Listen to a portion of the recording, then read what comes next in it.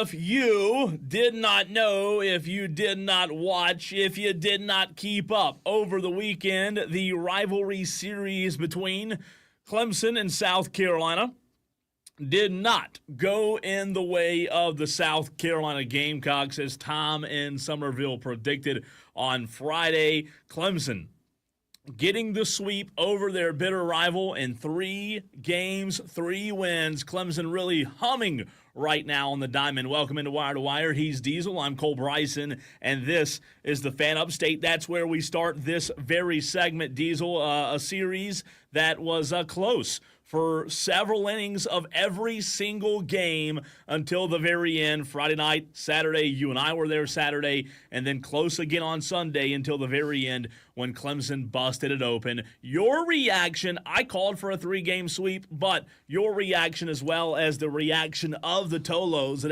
844-326-3663 of the Tigers claiming the rivalry series weekend. Well, I would have started the show standing up doing like a sweeping kind of motion. With a broom? But I don't have a broom. I just use my phone and just go bloop, make the Swiffer do it.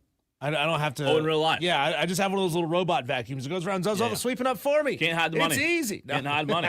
It's a knockoff. Thank you very much. I was not able to sit and watch the entirety of the first game. I was keeping up with it on my phone a little bit as I was in Spartanburg on Friday night. I came home and watched the last few innings as Clemson kind of busted the thing open there in I think the 7th inning of that game.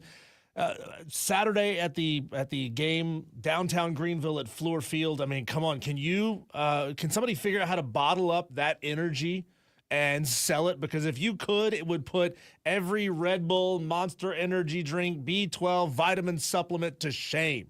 Because that environment, Cole, especially for the first 2 or 3 innings when the fans were really jacked up and South Carolina fans thought they had a real shot to win this thing on Saturday.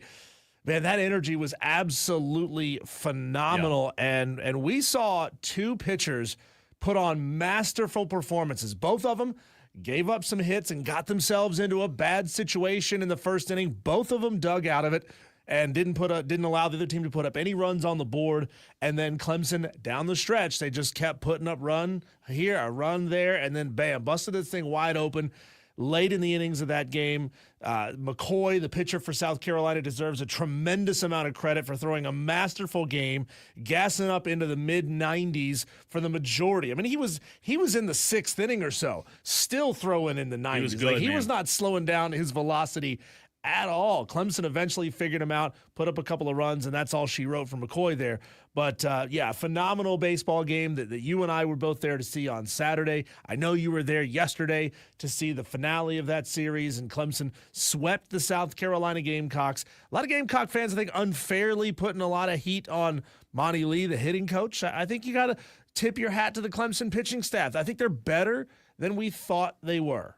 Yeah, I have some thoughts on Monty Lee. We'll dive into that at 3:45 because I saw a lot of frustration on Twitter over the weekend from Gamecock fans when it came to Monty Lee. So I'll give you my thoughts on that, Diesel, but you're right. It was an incredible environment on Saturday, an incredible environment all 3 games. Even last night, a great crowd last night. You mentioned McCoy. He was fantastic. 11 punch-outs on Saturday in Greenville. Carolina's pitching staff was not bad. They struck out 36 batters on the weekend against Clemson, highlighted by 12 punch-outs in Saturday's game for Jake McCoy. He allowed just 2 runs and 3 hits and 6 innings of work. He was named the Tom Price Award winner, Diesel, after Sunday's game. That's handed out to the most valuable player of the series for South Carolina, and Jake McCoy got that. He was the most valuable player for South Carolina over the weekend. Dylan Eskew, he had an equally strong performance on Sunday, 6 innings, allowed just 3 hits and a run with 7 strikeouts. Eskew now has a team-best 2.08 ERA, Diesel, after 3 outings.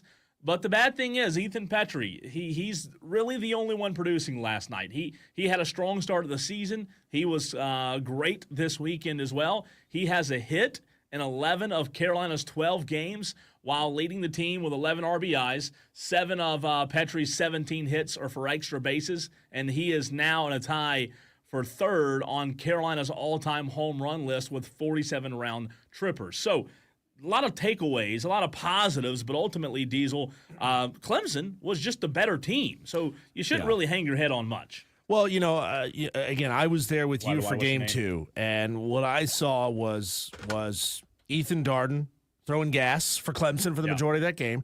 There were several opportunities where South Carolina could have put more runners on the bases, but just some phenomenal defensive plays. Cole, I don't know if you remember, bottom of the third, Clemson shortstop Andrew Truffaut dove to his right and away because they smacked one at him, and he was able to throw that runner out first. A big time play. Those are just those little things that add up over the course of the game. If that ball gets through, you put a runner on, maybe you're able to get something out of it. Just a phenomenal defensive performance. And, that one came with a couple of errors down the stretch for Clemson as well and could have gotten out of hand. That could have been a very different ball game late. Clemson's pitching was good, but to your point about Chufo on Saturday, and he didn't start Sunday, by the way, but Clemson's defense, Diesel, behind the pitching was what was the most impressive to me. Their pitching wasn't dominant like Carolina's was on Saturday, but Clemson's defense behind the pitching was impeccable. They were just so good. Yesterday at shortstop, Clemson was just vacuuming everything up. You mentioned Chufo on Saturday. They were just really, really good defensively, and they didn't let much by. Now, it was a game of inches. South Carolina came close on Friday night. They came close on Saturday. But ultimately, when it boils down to it, Diesel, before we get to JD on the phone lines, way too many missed opportunities. Way too many runners left on base for the Gamecocks. And when you have that many runners left on base, it's going to be hard to win some series, especially against good teams like Clemson. JD wants to weigh in. You can call the show at 844-FAN-PHONE. The phone lines are open right now, 844-326-3663. We go first to JD. What's up, JD? Hey, gentlemen, thanks for taking my call. First of all, it's hard to say. Let me get these sour grapes out of my mouth. But congratulations, Clemson. You swept us. Y'all did what you needed to do. I had a couple of questions, though, that I wanted to ask you guys. Okay. Number one. All right, number one. Is it okay if I blame Mark Kingston for this sweep? Because he left the cupboard very bare. The shelves are bare. Maneri's going to take some time to get some players there. Obviously, Clemson with Purify, Canarilla. They've got dudes. Canuck even on Friday night. He was pitching great. So, is it just fair to say that the Gamecocks have a talent deficiency at this point? I don't know if I would go as far as blaming Kingston, JD, Diesel, but I will say this.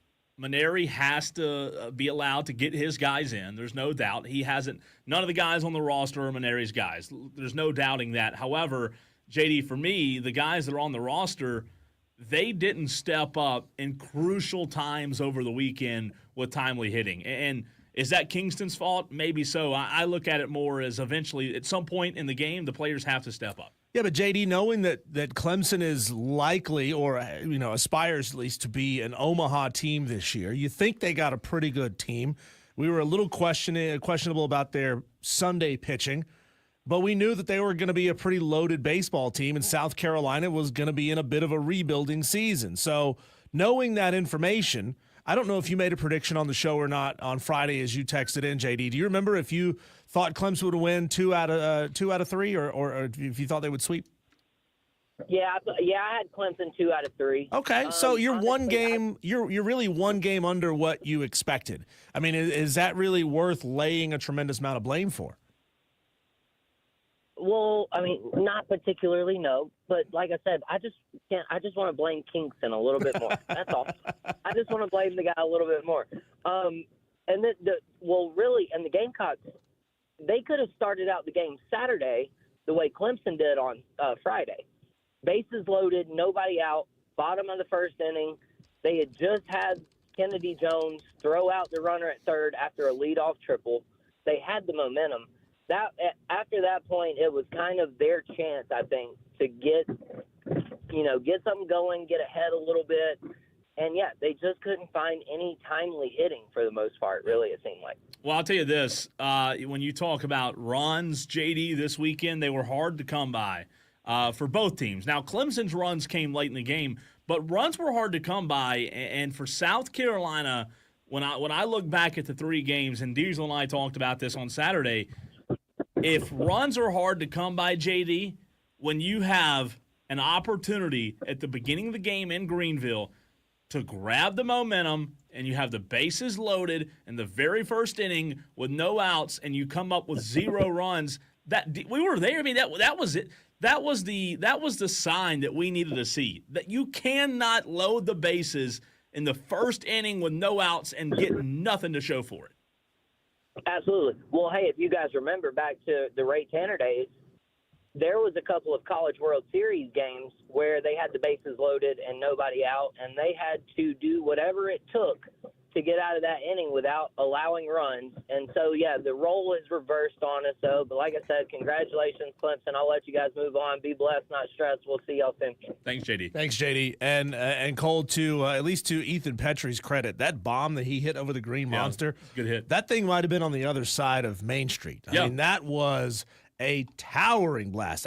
I know that it cleared the wall. I know that it cleared the 2 sort of elevated seating platforms above the Green Monster. Do you recall, did it bounce off of the brick building behind it, or did it go over the roof of the Green building? Because that thing went a mile. It was a bomb. I don't exactly remember where it landed because I think it got out of my vision, but it was smacked. I mean, he put a rope on. But to your point about Ethan Petrie, when you look at the box scores, and I've got some audio from both coaches, Paul Maneri brought this up last night, Diesel. You look down the box scores for all 3 games, you know what you see way too many of in the South Carolina lineup? Zeros. Nathan Hall Saturday, 0 for 4. Max Coffer, 0 for 2. Ethan Petrie on Saturday he had 1 home run, didn't have any base. Oh, I'm sorry, this was Friday. Ethan Petrie didn't have any hits on Friday. Let's see, Talmadge LaCroix, 0 for 4. Blake Jackson, 0 for 2. Way too many offers in this series, and Paul Maneri hinted on that. You've got to have some offense step up in this lineup other than Ethan Petrie. Now, the flip side is, you say, well, South Carolina's offense was just bad. It was putrid at times. The flip side is, Diesel, they were going against really good pitching. I mean, Clemson brought it. Clemson's pitching staff was phenomenal this weekend. So my first takeaway is that Clemson's the better team, and South Carolina fans should not be down and out quite yet. It's way too early, Diesel, in the season, way too early in the Paul Maneri era to hit the panic button. Well, this was this was really their first trial by fire. Yeah, they played they were undefeated leading into this series, Cole, but they hadn't played anybody yet. They hadn't played anybody with a pulse. So I think that essentially playing nobodies up until this point of the season might have given some Gamecock fans a little bit of false bravado and how they felt like this team might perform in this series. And like you said, if you could just get a couple of those guys to turn those zeros into ones, you get runners on base, things could happen, especially late when we saw Clemson making a couple of errors in that Saturday game. I mean, we didn't know who this South Carolina team was going to be yet. So what I know is you've got a couple of really good starting pitchers. Ethan Petrie is a beast. Yeah. Kennedy Jones out in left field has an arm like a laser. And now he's crazy. And so, like, you got some pieces. Give it time to come into play. Now, if you get 3, 4, 5 series into the SEC schedule, and you're still sitting there under 500, then you got a reason to be scared. Then you got reason to say, well, come on, Monty Lee, you need to get this pitch, you need to get this hitting, this team hitting. My second takeaway, you kind of led into it there, Diesel. South Carolina now has some music to face, I guess you would say. They have some injuries to deal with. Kennedy Jones is hurt. LaCroix's hurt. Ethan Petrie is the only guy producing. I love how honest and brutally honest and candid Paul Maneri is in these post-game interviews. He just calls it like it is, man. And lastly, before we get to this audio, my third takeaway, Clemson's really, really good. Clemson's a really good team. They have very few holes right now, Diesel. Their pitching staff all weekend long was phenomenal. The approach at the plate was good enough. Clemson did just enough all weekend to get past South Carolina. This team will have, in my mind, a ton of confidence going into ACC play here in a couple of weeks. But nothing to hang your hat on, Clemson fans. I get it, or South Carolina fans, rather. I get that you hate losing to your bitter rival in Clemson, but it's way too early, is my point, to hit the panic button. It's way too early. Here is some audio from Eric Bakich after last night's win, his opening statement to the media. All right, awful proud of our team. I mean, on behalf of our coaches, and I'm sure I speak for all of Tiger Nation, just, it's not easy to come in here and play as well as we did, and especially when you have an opportunity to get the sweep and to be able to put an exclamation mark on the weekend, and, just incredible effort all the way around, and so many positives today. 6 2-out RBIs. Joe Allen coming in and just pitching unbelievable in relief. A lot of storylines, some huge clutch hits. Colin Priest, 3-run, 2-out homer. Cam's 2-run, 2-out single in the 9th. Gaffney extending with a 2-out RBI. I mean, just incredible stuff. 7 of our 8 runs with 2 outs and 6 2-out RBIs. So can't say enough about the pitching. Can't say enough about the clutch hitting. And we played, outside of the mishap there in the 8th with the ball that got away with the throw. Pretty good defense tonight as well. So just proud of our guys, and obviously it's a big deal for all of the Clemson family and Tiger Nation, and happy we can contribute to being able to say that we took care of business with the rivalry this year. Diesel, ultimately, we look at this and South Carolina fans are upset about it, right? But ultimately, look at the two programs. One has a coach that's been there a few years now, right? That has a ton of momentum, that has his guys, some of his guys, mostly his guys, still some of the old ones, but he's been there. He's built a little bit of foundation. He's built a culture. They were in the Super Regionals last year. And on the other side of the coin, you have a program, the first-year head coach, and a guy who's been out of the game for several years. So, again, it's a huge win for Clemson because it's a rivalry, but at the end of the day, you just don't take too much away from this thing because ultimately, I remember 2008 or 2009, Diesel, Clemson swept South Carolina, and South Carolina got the final laugh and knocked them out of the postseason. So it's a long season is my point. JB on the stream brings up an interesting point here. He's talking about the the major sport, head-to-heads between Clemson and South Carolina this year. He says that's Carolina 3, Clemson 1. Carolina won in football and men's and women's basketball against Clemson. The baseball series sweep is the one they've taken. This is a real question, Cole. Should Clemson only get 1 point for winning the series, or should they get 3 for winning each game in a series? So it should be 3-3 per JB's reckoning of what's going on here. Should it be 3-3? Or is JB guilty of minimizing to try to cover and feel better about what's going on here? Well, all Carolina fans are, but I get it. I mean, that's just the way that – I mean, you lose, and I think that's kind of a loser thing to do, JB. Well, I think that's a loser's mentality thing to do. You wouldn't give talk them their about flowers, it if you won, give right? them credit for all 3 wins. A win is a win. Yeah. You're trying to bracket 3 wins into a series win, and you're trying to say that only counts as 1 point. JB, I think you're wrong here. I think it's 3-3. Here is Paul Maneri, Diesel, after a little bit different of a flavor, obviously very upset, and you could tell it looking at his face last night. Paul Maneri, opening statement post-game last night after the sweep to Clemson.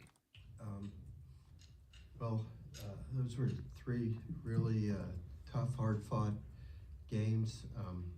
All 3 games were like one-run games going into the 8th or 9th inning. So they were very competitive, hard-fought games, and we came up short in all 3 of them.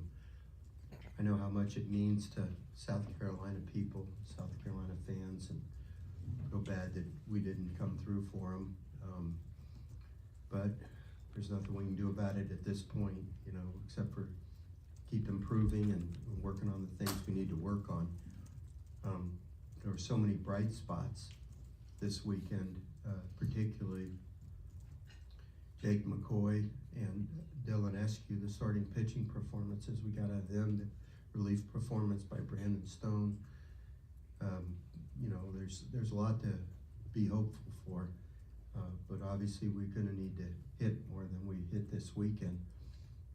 Got to, give some support to the pitchers. You don't want them thinking that any one little mistake is going to cost them the ball game.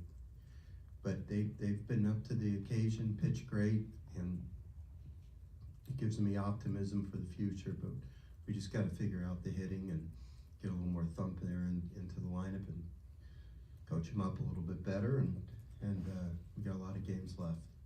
Diesel, my last thoughts on this before we run to a break. I said it last week. Paul Maneri's coached in a lot of big games. And if you look at Paul Maneri's track record over his career, his teams have always gotten better as the season goes on. Does this series mean a ton because it's a rivalry? Yes.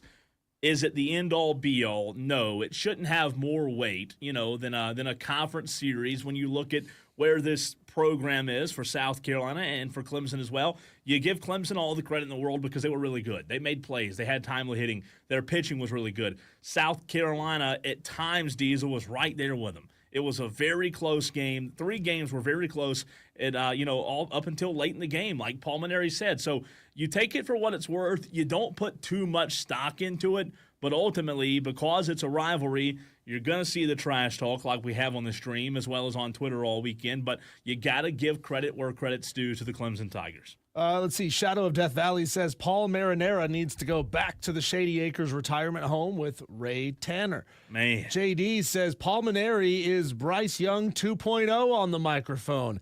Hey, guys, this is Paul Maneri. I'm the head coach of the South Carolina Gamecocks. It's tough, man. It's tough. The fans will turn on you in a heartbeat when you lose 3 in a row to your bitterish rival. The good thing is, Cole, this team is sitting at 9-3. You're going to win probably every game left on your schedule leading up into SEC play. So you'll probably be sitting at 10, 11, 12, 13, 14, 15, and 3 once you get into SEC play, and you can really work on that late inning staff. That's what's the big thing for South Carolina. I can't remember who it was off the top of my head. There was the pitcher that came in and replaced McCoy in game 2, and he just started getting shelled immediately, and that's something they've got to work on as they get into conference play. On the other side of the break, Cole, when we come back, are Clemson and Florida State that close to fleecing the ACC? I think they are. I think they're going to do it. That's coming up next on the Fan Upstate.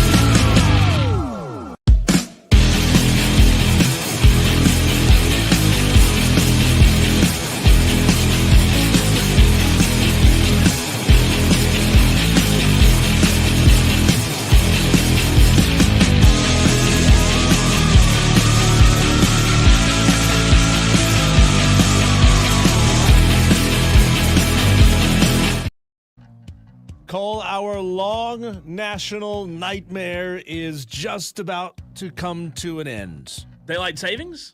No, not that one. Oh. I should have been more specific because we have like 30 long national nightmares happening at basically any given time in this country. But specifically, right here in the upstate of South Carolina. Oh, 85. No, still no. Still no, not that one either. Clemson and Florida State are about to settle with the ACC and get all these lawsuits put to bed. It's going to be fine. Everybody's going to be friends again. And Clemson and Florida State, not only are they going to get what they want, but they're going to get more than they actually bargained for, Cole. So the Board of Trustees for both Clemson and Florida State have called meetings for tomorrow at noon to discuss and get everybody on board on the same page with their future, and by future I mean also tomorrow afternoon, on their settlement with the ACC. So sources are saying that two key objectives are on the docket and that Clemson and Florida State will likely get both of these in their favor. Establishing a new revenue distribution model based on viewership and a change in the financial penalties for exiting the league's grant of rights before June 2036. If you told me all they got was the cash, all they got was the extra money from television viewership, I'd say that's awesome. Like, right? Like that's the whole thing you were mad about in the first place. Was it like, why are we, Clemson and Florida State, who get all the eyeballs, why are we only getting the same amount of money as Boston College? Nobody up there is watching Boston College. Why do they deserve the money? We're the ones bringing in the eyeballs. We're the ones people are watching. We deserve that extra cash. So if that's all Clemson and Florida State we're going to get, I'd say, heck yeah, that's awesome. They're projecting, by the way, that the additional viewership revenue distribution will net the top two viewership getting schools. It's not specifically Clemson and Florida State. It's whoever is going to be top two in viewership, but for the most years, that's probably going to be who those two schools are. They're going to net about $15 million extra dollars a piece. So they'll go from the $27 million to roughly $42 million. So there you go. That brings you up a lot closer to where you think you need to be able to compete with the SEC and the Big Ten. Where I think Clemson and Florida State are really winning in this, Cole, is they're going to bring down those penalties. So that if they decide by 2030, like, hey, guys, this extra $15 million a year has been really, really nice. Thank you very much for the extra padding that we've stuffed into our mattress, but we're still going to leave early. Now we can just afford it. Now it's palatable. Now we can just cut you a check and leave. That's where Clemson and Florida State are fleecing the ACC, and I cannot believe that this is on the table. I can't believe that the ACC would give up this concession.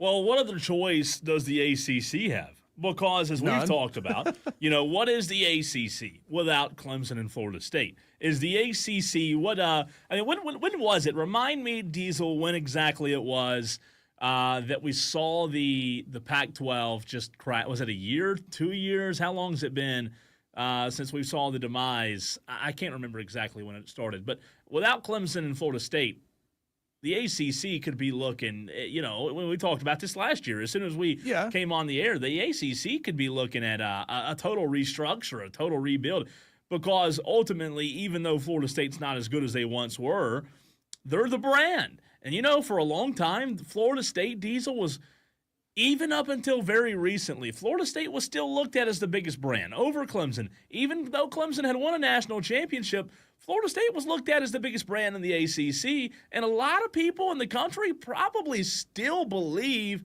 that to be the case. So I'm not surprised. I think ultimately it's a good thing. I don't think right now, 10 years from now, it might look a lot different with a mega conference or whatever it may be, Diesel. But I think ultimately right now, if you're Clemson, this is to your point, this is not a win. This is a huge win. Yeah, I do wonder exactly what the lowering of the financial penalties structure actually looks like. Is it, all right, if it's X million dollars now it's going to be 50% of X million dollars for the duration up until 2036? Is it something that drops a little bit each year, kind of like a coach's buyout after they've been there for a while?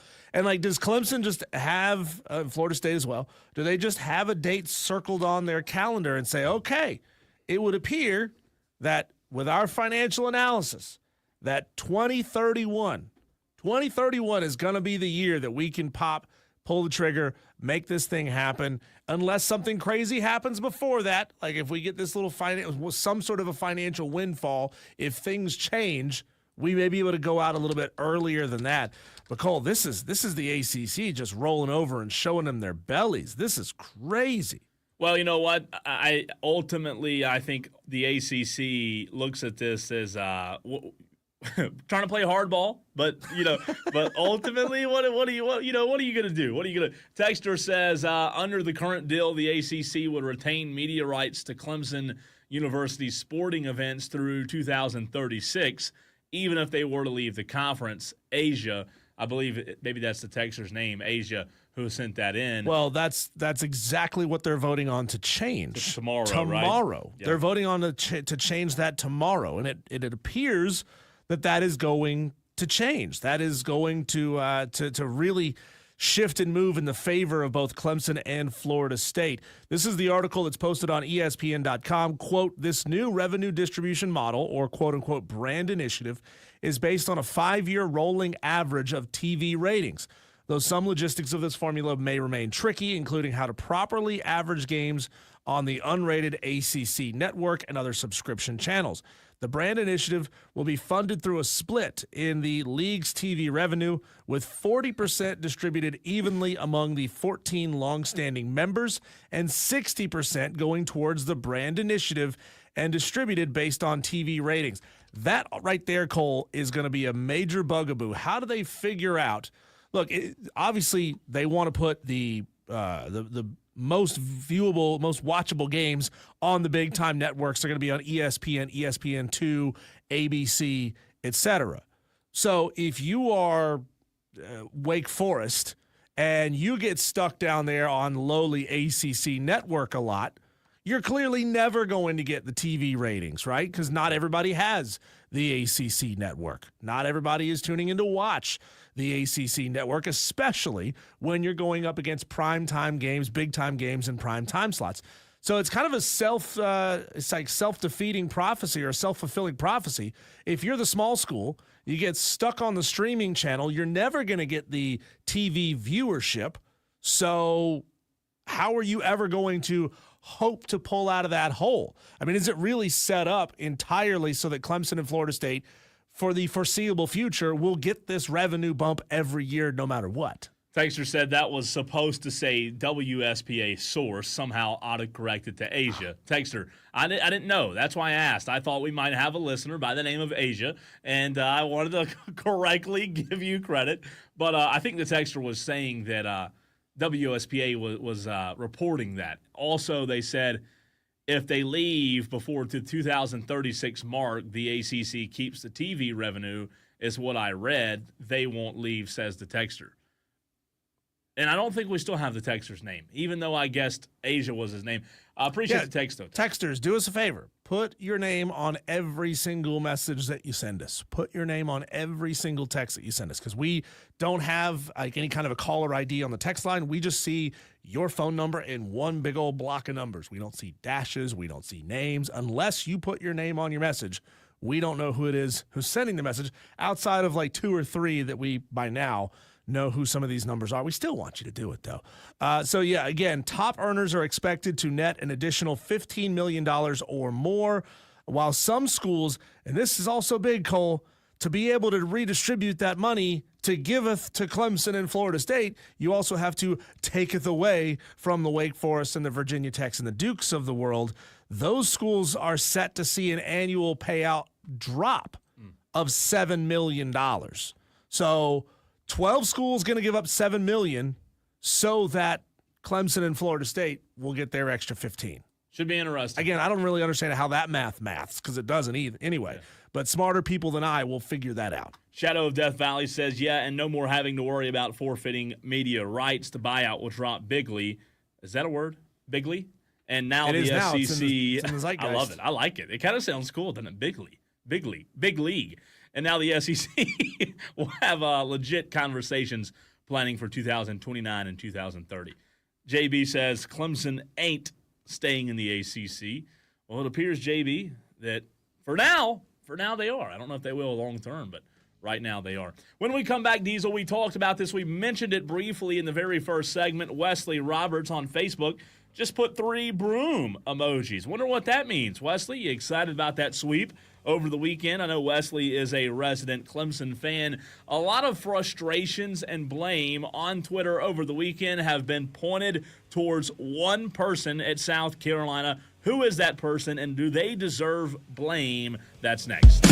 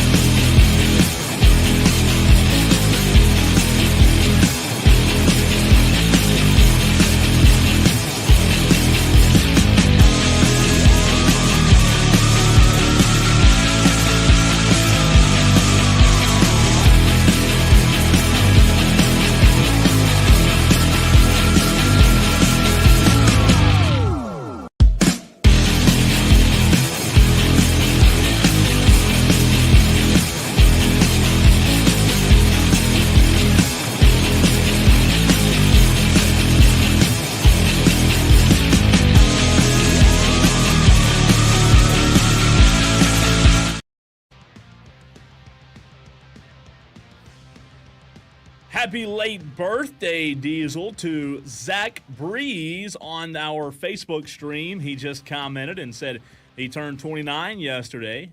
Happy late birthday, Zach. Do we know when Asia's birthday is? Asia's not a real person, I don't believe. Are you sure? I don't believe Asia's a real person. Asia There's was Asia Wilson. supposed to be WSPA. Zach has me by one. No. Zach does not have me by. Wait a minute. How old am I? No, Zach and I were born in the same year, I believe. I forget. Do you not forget your birthday a lot? I forget. Do you need me to keep track of your birthday? If you don't mind, can you write it down? I always forget. Zach, I believe you and I are the same age, man. I believe we are. I think so. 99% sure. If you turned 29, yesterday. I turned 29 in July, so I'm right there with you. You were a few months before me, but happy late birthday, Zach. How about that? Two young guys making Diesel feel old. We're going to get a little gray hair on the stream soon. Hey, I still run a sub 5.54. Allegedly. Don't say it too loud or people will start getting upset. If we were to test again, Cole, I would need to go through the full training regimen. Like I would need to know like weeks in advance so that I could get my sprinting form back up. I need to hire a coach. I need to have it at a facility of my choice. And then I guarantee you I could run it faster. I genuinely think I could. But it wouldn't matter, though, because Rob as we wouldn't get to believe at 5:20 today, we'll get to that. Rob Brown won't believe it. Rob Brown wouldn't believe it if you had all that right. But we'll get to that at 5:20. Well, it's because he's a skeptic, and we can't do anything with skeptics. Well, jealousy is a bad place to live. Some people just don't want to believe. Yeah, you don't have to. You don't have to, but it is what it is. South Carolina fans frustrated last night, Diesel. A lot of interaction on Twitter, a lot of mentions, a lot of replies from some posts that I put out from Gamecock fans, very upset with Monty Lee, the hitting coach for the South Carolina Gamecocks. So I ask you, Gamecock fans, because I know we have a lot of them in the audience, that question at 844-FAN-PHONE, 844-326-3663. You can call or text the show. Do you look at this and as quickly as we are, as early, Diesel, as we are into the season, can you really put blame on an assistant coach because you didn't hit the ball well over the weekend? South Carolina this weekend combined 15 hits. Clemson combined 22 hits. So, obviously, the Clemson Tigers had a few more hits than South Carolina. Hits and runs still came at a premium, even though Clemson won all three games. But, Diesel, I don't know that it's entirely fair to blame Monty Lee for the lack of hitting in this one series. And you know how people are. You know how fans are. When they lose, they want to be able to place blame somewhere, right? But Monty Lee, it's not Monty Lee's fault that a guy at the plate in a 3-2 payoff pitch with a runner on second and third can't get a guy home. Like, eventually, and this is all levels of sports, Diesel. It doesn't matter how good the coach is or how bad the coach is. Eventually, the players have to step up because ultimately the players play the game. Well, I'm looking here at a note that you put on the rundown here. I assume this is hits over the course of the series, correct? Mm-hmm. 22 to 15. Mm-hmm. So a team got 15 hits over the losing team got 15 hits over the course of a game, over the course of a 3-game series. So your problem is 7 hits over the course of 3 games. There were 7 hits fewer than Clemson over the course of 3 games. So you're blaming an assistant coach in his first, big series of the season, first time facing a pitching staff like this for 2.5 hits per game. Yeah, look. 2.5 hits a game. It's weird. I will say, blame does have to go somewhere. But I think more blame goes on the players themselves because, look, at the end of the day, I thought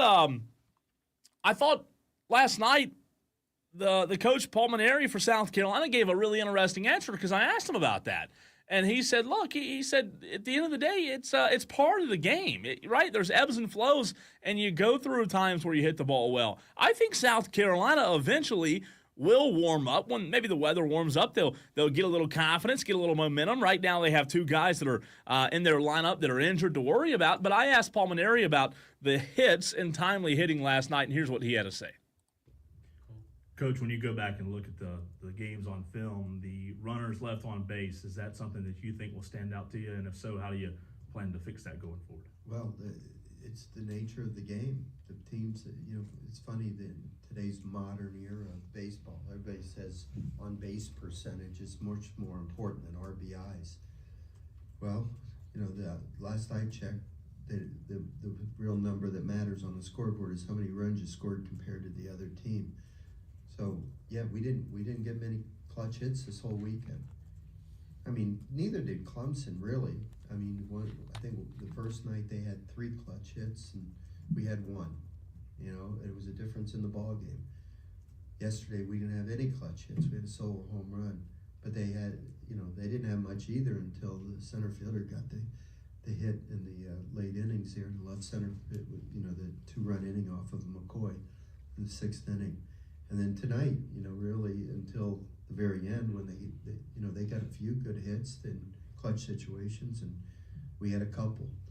So it's just, I emphasize it. We all emphasize it, but it takes something special out of a player to rise up in those situations.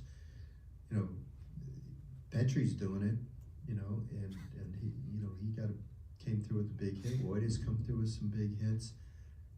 We just got to get more guys doing it. That's all. We're just going to keep emphasizing it. I'm going to put the pressure on the players to recognize the situation when they need to rise up. But it's the difference in teams, and it's a difference between winning and losing is who performs in the clutch. You give some credit to the other team's pitching, but you can't give too much credit. I mean, you're going to face good pitching. You just got to rise up and do it. So, it's one of those things in the sport of baseball that's hard to figure sometimes, But we do need to get more base runners too. I don't know how many base runners we had tonight, but it didn't seem like we had a lot. Diesel, he used one word that I think describes the game of baseball very, very well when it comes to who wins and who loses the game. It was a C word right there at the end, clutch. Ultimately, you and I can sit here and talk about this series for 4 hours until pigs fly. But very simply put, Clemson had better players in this series, and they had more clutch at bats. Very simple. That is why Clemson won. He said it. Clemson didn't have a ton of clutch hits, but you know what they had? More than South Carolina. Clutch, timely hitting, man, in the game of baseball. It's huge, and Clemson just had a few more than the Gamecocks did. Yeah, and I didn't see that either one of these teams was doing a phenomenal job getting runners on base. They weren't. I think both of these teams were swinging the bat pretty aggressively. There were a couple times where, Cole, both of us were yelling in game 2, get your bat off your shoulder. You're down in a rivalry game. You got to swing the bat. But we didn't see a lot of walks in this series either, right? We didn't see a lot of guys getting on base. So hits were premium. You had to get hits to get on base, but you also needed to use your eye just a little bit more to get on base when the hits weren't coming, so that if you finally do start getting them, you can capitalize and put runs on the board. So I get it. You want to blame somebody. You got to blame somebody. Look, right? You kind of knew coming into this series that you were untested. You weren't sure exactly of what it was that you had, and your deepest, darkest suspicions were confirmed that we need better hitting and we need better late inning pitching. Well, that's what we said on Thursday and Friday going into this series, Cole, is that Paul Maneri was going to learn a lot about his team this weekend. And then he's able to coach and figure things out from here. I understand that it stings. I understand that, a lot of you go to work today and you got somebody wearing an orange hat or orange glasses chirping at you and you don't like it. Well, it's a long season. There's still a lot of time to go. You're going to play a very, very tough schedule, and there's a very good chance that you could play your way into the postseason. And ultimately, isn't that right? What matters? It really should. It is. When we come back, Cole, on the other side of the break, Mel Kiper Jr. released his list of players who did themselves some major favors at the NFL Draft Combine. Who's he looking at that says, wow, that guy showed out? We'll talk about that next.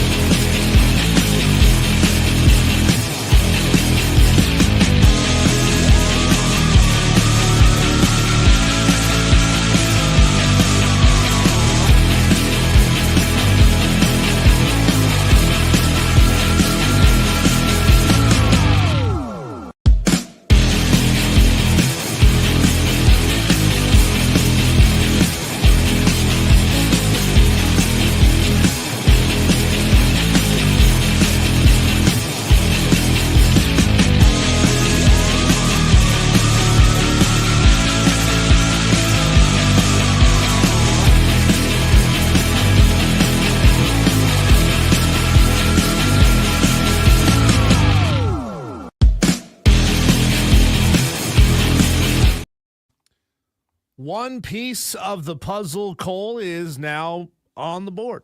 We have a lot of data from the NFL Draft Combine, some of which confirms what we already thought, some of which, especially when you talk about the two Texas players who both said they were going to break Xavier Worthy's record, neither one of them coming anywhere close. That says a lot, too. It's really fascinating, Cole, what you can learn, and at the same time, just how much data kind of comes across as meaningless at the NFL Draft Combine. I did enjoy the tweet that Xavier Worthy sent out. He goes, there's fast, and then there's me. To both of his, I guess they were former teammates. If they were both on the team with Xavier last year.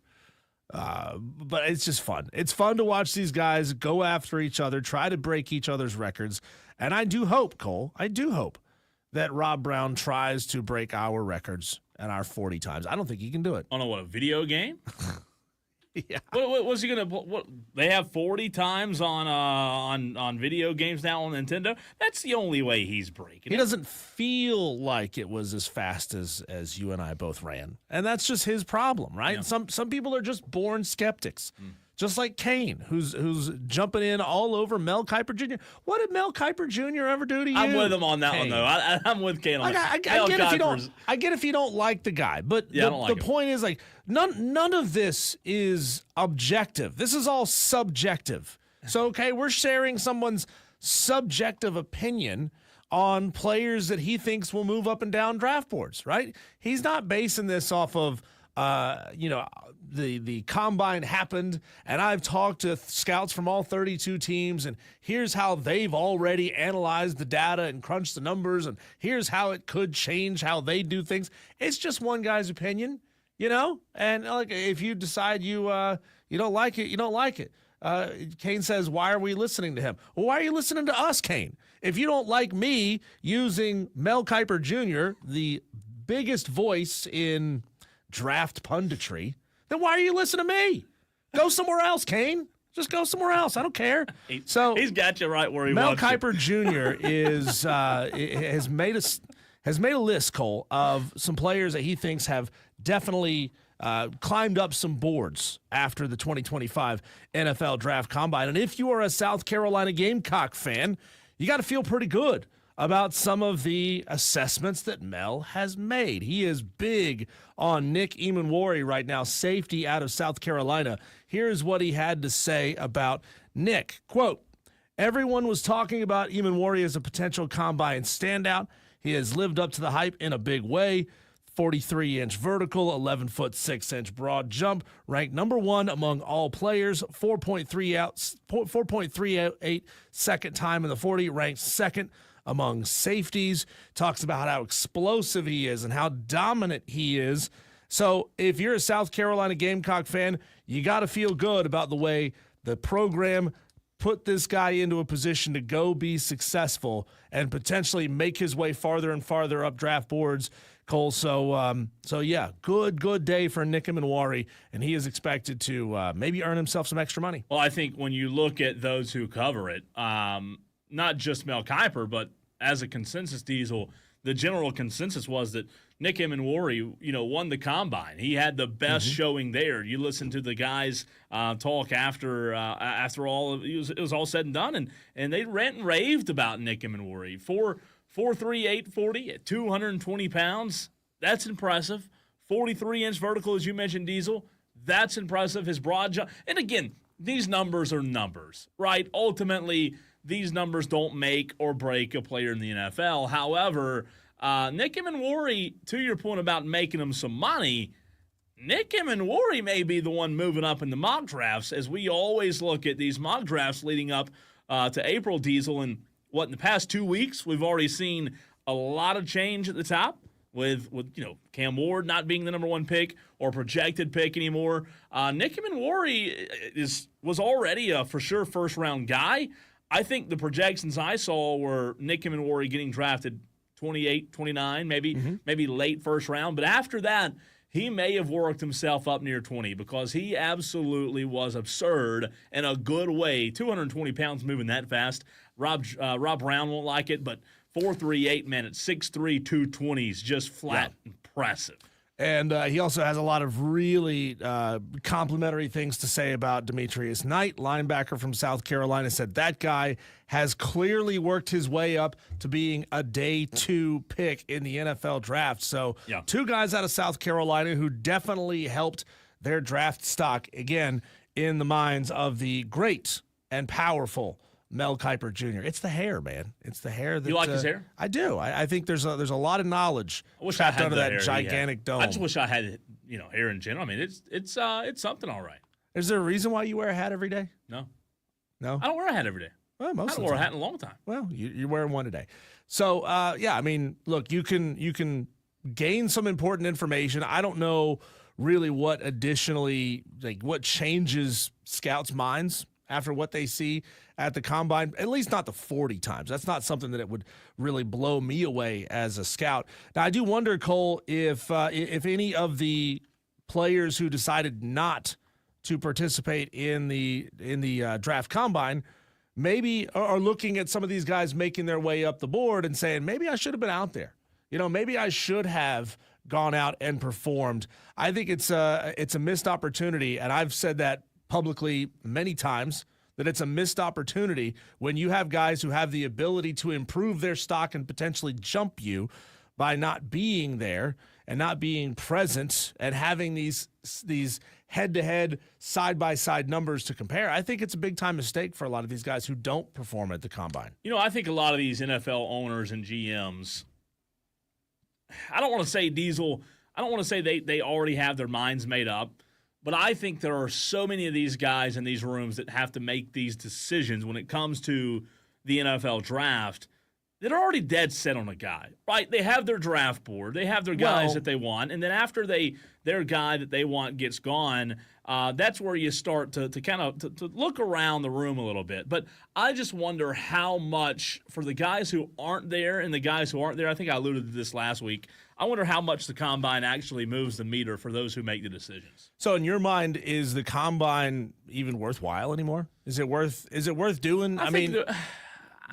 why not just have every draftable player from every school having their own pro day, do regional pro days where like if you have a pro day at South Carolina and it's it's Nick Imanwari's pro day, then potential draftable players from Coastal Carolina and Charlotte and East Carolina make their way down there and they can perform at these events as well. Because at this point, Cole, the more and more, like every year, this thing feels less important because the biggest names just refuse to show up. Now, I will say for Nick Imanwari, I think I can't sit here and say, oh, no, it's not important for a guy like that, because a guy like that who's, let's call it middle of the pack, Diesel, in terms of his draft position, right? Late first round, potential day 2 kind of guy. I can't sit here and say it wasn't important for him because he, to our point we just made a few minutes ago, had a phenomenal day. He might have made himself a little bit richer and might be top 50. I mean, who knows? Who knows if Nick Imanwari gets drafted at 15 now? I don't think it's pointless, to answer your question. I think that some guys need it more than others. I look at it as a chance to prove yourself, right? Maybe for those players, Diesel, out there, like a Nick Imanwari, who weren't talked about. Players, Diesel, who were not talked about last year as some of the top players at their position. I look at it for them as a huge opportunity to increase their stock in the draft because Nick, and you mentioned D-Knight also, they both showed out. So I don't want to say it's pointless because that would make their masterclass, their masterpiece rather, that they put on film at the combine, that would dilute it, and that wouldn't be fair. Well, I just wonder if there's a couple of these events that maybe should change. Is 40 such a big deal that 40 has to be timed at the NFL draft? I mean, I understand why bench press is important because especially if you're a running back and you got to tush push somebody, I need to know that you can bench press 225 42 times or whatever it may be, right? I think the 3-cone is important. I think the shuttles are important. I don't know that broad jump is really all that important for the NFL draft. How many times have you ever seen somebody do a broad jump in an NFL game? It doesn't happen. Vertical is important for some positions, but not all. I mean, if you're a lineman, why is vertical important? They don't linemen can't get off the ground at all. I mean, it's interesting. I don't want to say it's useless, but I think there are some players who need it more than others, right? I think that's the best way to describe it. It has certainly been elevated or maybe overinflated in some people's minds, just the importance of this event. They want to put it on television. They want to get the extra time slots and commercials that they can put out on TV. But I think for the average fan, what happens in the combine is kind of pointless. So Matthew Golden out of Texas, is that the one you were talking about that didn't break Xavier Worthy's 4? I know there were two. He there were ran two a Texas players. 4.29 and didn't break Xavier Worthy's record for 40. I can't remember off the top of my head. Maybe you know what Xavier Worthy's 40 time was. But a 4.29, that's ridiculous. It's quick. Let's see. I'm looking at Xavier Worthy. Thing is, Cole, that's less than a second faster than you. Less than a second. That's an entire second. Yeah, that's fast. Allegedly, though, you got to use the word allegedly because people don't believe it. Right. I don't know. I don't see what his exact 40 was, Xavier Worthy's, but that is it was 4.21. So Xavier Worthy ran a 4.21. And his former teammate Matthew Golden 4.29. I mean, think about the difference though. We're talking about 4.21 versus 4.29. But when you're a sprinter, that 0.08 seconds is an ocean. Like that is difficult. That's hard for me to wrap my mind around. Improve on, right? It's really hard to improve on. That doesn't make sense. There's no way. That doesn't make sense. I mean, that is this thin, razor thin. Does the combine also, for the media hypes around it, maybe not so much for positioning in the NFL draft, does it not greatly favor those who have also participated in track and field disciplines? Maybe so. Like those who really know how to sprint, really know how to get out of the blocks, really know exactly when to turn it on over the course of a 40. I think that's a big deal. Yeah, it probably does. I mean, they probably are a little bit more versed on it. They do it a lot more, right? I think so. I want to let you Tolos know, as a reminder, we have Overreaction Monday coming up at 5 o'clock. We also have Evan Miyakawa, college basketball analytics at evanmia.com. Diesel coming up in about 7 minutes. During this segment, and get to a couple other guests we have booked this week as well, I just got confirmation, Diesel, that at 5 p.m. Wednesday, you and I, as we are live at Ingles, will be joined by, I don't know if anybody's ever heard of this person before, but 5 o'clock Wednesday, we'll be joined by Dawn Staley. That's big. I don't know. Has anybody ever heard of her? Anybody ever heard of Dawn Staley before? Are we going to go back and check the messages and say so-and-so said you suck because you lost to UConn? Yeah, how dare you lose, 4 games this year? The heck is wrong with you? Did you forget how to coach all of a sudden? Yeah, Dawn Staley joining us Wednesday at 5 o'clock. They will actually be en route to Greenville on Wednesday, so Dawn Staley will be calling us on the bus ride up from Columbia to Greenville. So Gamecock fans, stay tuned for that. We'll hear from Dawn Staley Wednesday. And then Thursday, we also have Adam Zagoria from zagsblog.com. Great. I like that name. College basketball writer. You know, for the longest time, I was like, how did he get so famous for writing a blog just about Gonzaga? And it just took me forever to figure out. It's his name. Zags blog? Zags blog. Well, it's easy. I get how you did that. Zach Breeze claims that he could do a 4.8 40. Zach, that's fast. Did you play sports? Yeah, unless you're an athlete, like a legitimate athlete, I don't know that any of us are cracking 5 seconds. That's lightning fast. I think you have to do it every day. Like, you have to sprint every day. It's got to be a part of. I mean, 4.8, man. That's to your point. That's just getting it. That's getting after it. It doesn't help when I can't speak for you, Cole, but I haven't sprinted in like 3 years. Yeah. It's been a long time since I've sprinted, and my left Achilles is reminding me of that. Zach says he played football and basketball. Interesting. So you might have a little bit of an unfair advantage there, Zach. All right. Let's see. Kane says, most impressive guys. I'm assuming you're probably not going to be doing questions from the fans on that day. Probably not. Probably not for Don. No, probably no question from the. I mean, we got to keep it a little bit professional for Kane. No question. I don't think it's going to turn into a call-in show, right? I don't think that'd be a good idea. But shout out to Diana Koval of South Carolina for setting that up. So Zach says, I also do 6 miles a day. What on earth?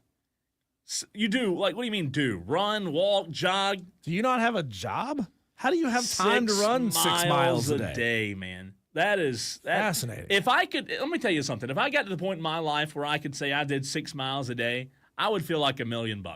I mean, just mentally. To be able to say that. Even if you're running a 10-minute mile, which is fast to be doing like miles 4, 5, 6 at 10 minutes a mile. Yeah, it's an hour of running a day. Cole, do you have an extra hour of day that you could just go run? Yeah, no, I don't. I do not. Oh, okay. I do not. People, the reason I laughed is people were texting me this morning when Rob was talking about our 40 times, and it was like 7:45, and I was trying to get on the phone with a guy that works with me and figure out a job, Diesel, and people were texting me saying, "Hey, Rob's talking about you. 7:45 in the morning." And I said, "Well, on a Monday at 7:45, 8 o'clock, Rob Brown talking about me is the least of my worries. The least of my worries. I mean, that's no offense to Rob Brown. It's just Monday morning, first thing. I could care less. And generally, I don't care what people say about me. I really don't. Like, it doesn't. A lot of people get in their feelings and get upset about it. I don't care. People have said a lot worse. So if Rob Brown doesn't like our 40 time, go beat it. Go beat it. Beat it. Well, all right, Michael Jackson. Just beat it. No, I didn't mean beat it like that. I meant go out there. Or both. I think beat it. Yeah, go right out there and do it. It's right there. It's not like we went to some facility. We went 150 feet from where we're sitting right now. It's right out there. You go from the Greenie headstone to the dead turtle's headstone to 2 light posts down the end of the parking lot. Yeah. It's that simple. It's not that hard. So there you go. When we come back, Cole, on the other side of the break. Big guest we have coming up. Sorry, I was reading Kane and Zach's message on the stream. Zach said he was a painter, so a lot of those miles were on a ladder. That doesn't count, Zach. That does not. We're not letting that count. But, Diesel, to your point, Evan Miyakawa, college basketball analytics, PhD, statistician, data scientist. He's been featured in ESPN, CBS Sports, The Athletic, Sports Illustrated. He's a big-time guest. He is is he a Diesel comparable to Kelly Ford in football? Is this the Kelly Ford of basketball, maybe? Yeah, he's here to make us all smarter, just the way Kelly Ford did. Evan Miyakawa, college basketball analytics, joins us next.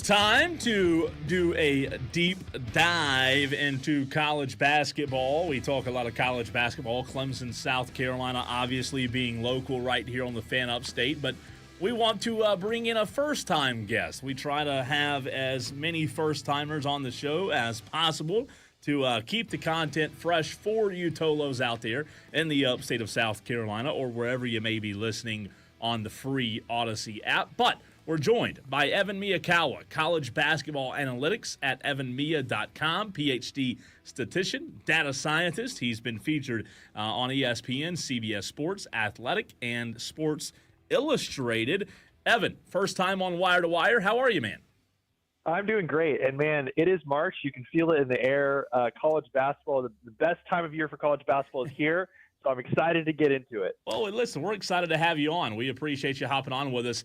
For those out there, for those listeners who are going to be giving you a follow very soon, Evan, on Twitter, on X, do us a favor and introduce your data to us. We know your website, evanmiya.com. That's EVANMIYA.com.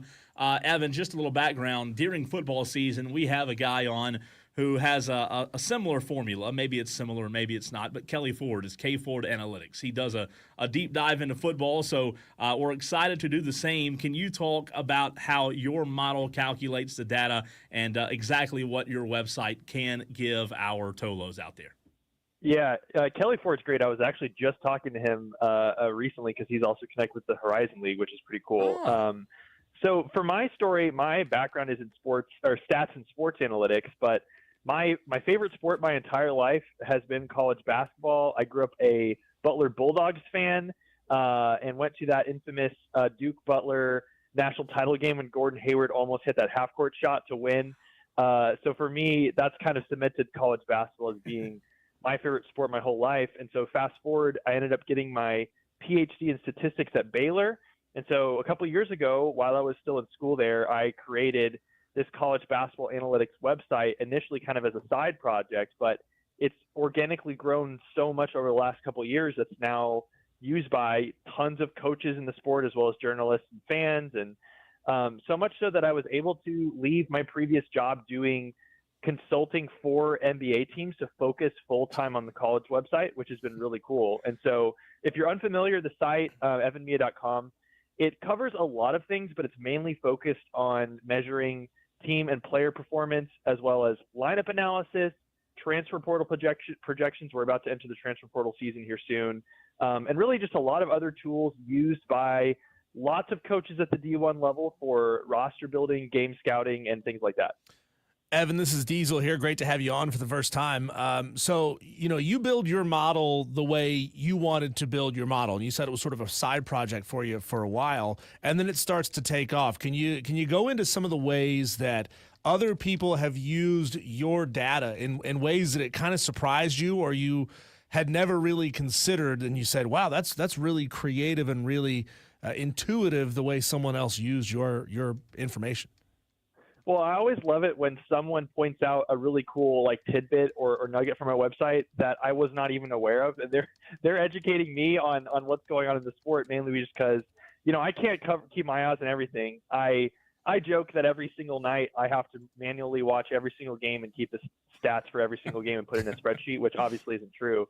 But obviously I do watch a lot of basketball, and I really want to be very much on the frontier of not just, putting numbers and statsy, nerdy things together, but actually being dictated by someone who knows and understands the sport really well. And I think so much of that is what has kind of helped my website evolve, because so much of what I've done has been through kind of having conversations with coaches, especially, as well as people in the media too, who are saying hey, I really like what you're doing, and I'm wondering if it could account for this better or this differently. And I'm always taking that feedback. And so every single year I'm tweaking and updating and upgrading really what I'm doing to more measure the sport. I feel like one of the best ways that kind of what my work illustrates what's possible is one of the things that I do that's kind of central to my website is this player metric called Bayesian performance rating. And I believe it is the best metric out there for measuring a player's impact or value that they bring to their team on the court both looking at their individual stats, but also just when they're on the court, are they having a positive impact on team performance? And especially one of the ways that this is helpful is in measuring defense, because so much of even just our viewership as college basketball fans, we focus so much on the offensive side, and certainly offense is easier to measure through points and shooting and things like that. But defense is often kind of underappreciated. And so my algorithm does, I think, the best job of incorporating both all the things a player could be doing on the defensive end to try and point to who are the players who are having the best defensive impact. And when I then share that and talk to coaches about it, they get back to me and they're like, hey, I love that you're doing this because no one appreciates how good this guy is for us defensively, but your metric does. And I think that type of thing is really cool. That is awesome. That is so cool. And again, we appreciate you hopping on. Tolos, if you just tuned into the show, we're joined by Evan Miyakawa, College Basketball Analytics. Check out his website, evanmiya, EVANMIYA.com. It is fascinating. Let's go to something local, Evan, that's on the very front page of your website. You scroll down a little bit, you see top 5-man lineups, and when you look at the very top, you see Clemson right here in the upstate. They are about, in this almost a county over from where we're sitting right now. So we talk a lot of Clemson on this show, Evan. But Chase Hunter, Dylan Hunter, Victor Locken, Ian Shefflin, and Jaden Zachary, top 5. Can you go into a little detail and explain why Clemson is ranked as your top 5-man lineup in college basketball? I have been tracking this particular lineup even before it started becoming the starting lineup for the Clemson Tigers. I actually, I'm close to someone on staff, on the Clemson coaching staff, and he really gets into the lineup analytics and then shares it with the rest of the staff there. And so we were talking about Clemson's best lineups back even in December, just kind of looking at when a particular lineup is on the court, what is the results that lineup is having on offense and on defense on a per possession basis, and kind of adjusting for a lot of factors. And even before this lineup was starting, this lineup where you have Dylan Hunter in along with Chase Hunter and then your other 3 main guys, so far this season has been the best performing 5-man lineup in the entire country. And what I mean by that is when you look at how many points they are scoring on offense per possession and how many they're giving up on defense, and you adjust for the quality of competition they played, no other lineup in the country who has played that much has outscored opponents more than that lineup. And the cool thing about it is that I think that the first game that Clemson played this lineup where they subbed in Dylan Hunter for Chauncey Wiggins in that starting lineup was against Duke. And I know that was out of circumstance because Wiggins was sick, if I recall correctly, and so he was on a minutes restriction. But I think kind of going into that game, at least some people on the Clemson staff were already optimistic that this was going to be a good move because the data has been just so positive about this lineup.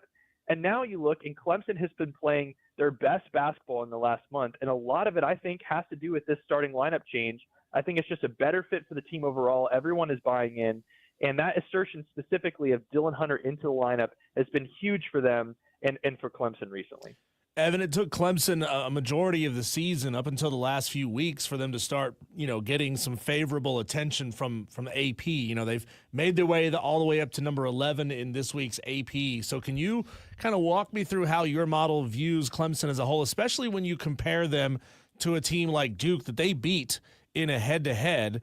There's only like 3 wins and losses separating the two of them, yet there's 9 spots separating them in the AP. Yeah, well, I mean, first on Duke, I have Duke as the number 1 team in the country in terms of predicted team strength going forward. And when you look at Duke's profile of how strong they are according to the analytics so far this season or at this time of the year, compared to other teams we've seen heading into the tournament in previous years, this Duke team profiles as one of the strongest teams in college basketball we have ever seen. So to me, that speaks a lot about Clemson, that they are the only team who has been able to put a notch on the belt against Duke in ACC play. And I think that's part of why people have come to realize that this Clemson team is so good, is because everyone sees and knows how good Duke is.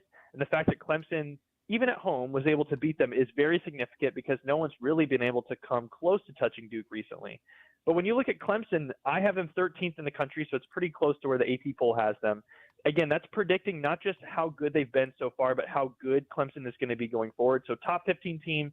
I have them 14th on offense nationally, 22nd on defense. The defense has really been improving a lot recently. But here's the cool thing. When you look at my team rating a month ago and you look at the ACC, no team has improved more in their team rating over the last month than Clemson in the ACC. And when you look at any team inside the top 40 nationally, they're the most improved team over the last month. So that is a sign that they are heading in the right direction heading into the tournament. And the thing I like about Clemson, too, is that when you kind of look at their track record this season against the opponents they've played, they often play some of their best basketball against the more elite teams on their schedule. Obviously, the Duke game is one of those examples. But they when they have a big-time game, they often are playing their best basketball. And so to me, that's a sign that this Clemson team has the potential to, if they can get past, say, their first matchup in the tournament, make a deep run potentially in March, because they're always putting their best forward against some of the elite competition on their schedule. And I really, really like that as a profile of a team that could go deep.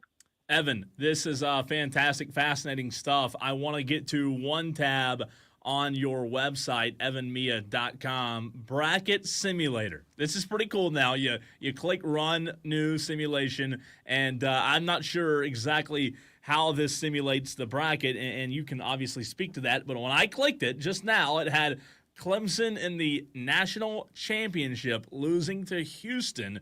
Talk about this bracket simulator and what goes into that. Oh, my word. Well, there's so many different simulations you can do, and so the probability is, you'll have one simulation where Clemson will lose their first game and then go all the way to the end. I just clicked it once, and Clemson just won the national title. So the timing of this is pretty funny that we're on the show talking Clemson right now. Basically, the way this works is it uses my predictive model to basically simulate every possible game in the tournament. So, let's say right now Clemson as a 5 seed is against McNeese State in the first round. Based on how strong Clemson is and how strong McNeese State is and how they would match up together, there is an associated win probability with that game. Let's say it's 80% for Clemson. Basically, you flip a weighted coin, and 80% of the time Clemson would advance in that game. You do that across the board for all the games, and then you continue going on through the tournament. And it basically gives you a very realistic outcome for how the tournament could go. It's not just picking the teams that are chalk. It's picking teams based on, okay, if there's a 90% chance this team will win, that means 10% of the time they could get upset. So sometimes you'll see those upsets. And I think it's a more reasonable look at how the tournament could go based on how many upsets we're like to see. And so there are some simulations where it's all chalk. There's all 1 seed in the Final Four, and there's other ones where a 7 seed wins it or something like that. Obviously, those are more rare, but it's really fun, and it's updated daily. And when the official bracket comes out on Selection Sunday, the official bracket will get loaded into this, and you can simulate that official bracket as many times as you want. And oftentimes I'll kind of put those in as my extra bracket submissions on ESPN or whatever platform you're using, just to kind of see how those do.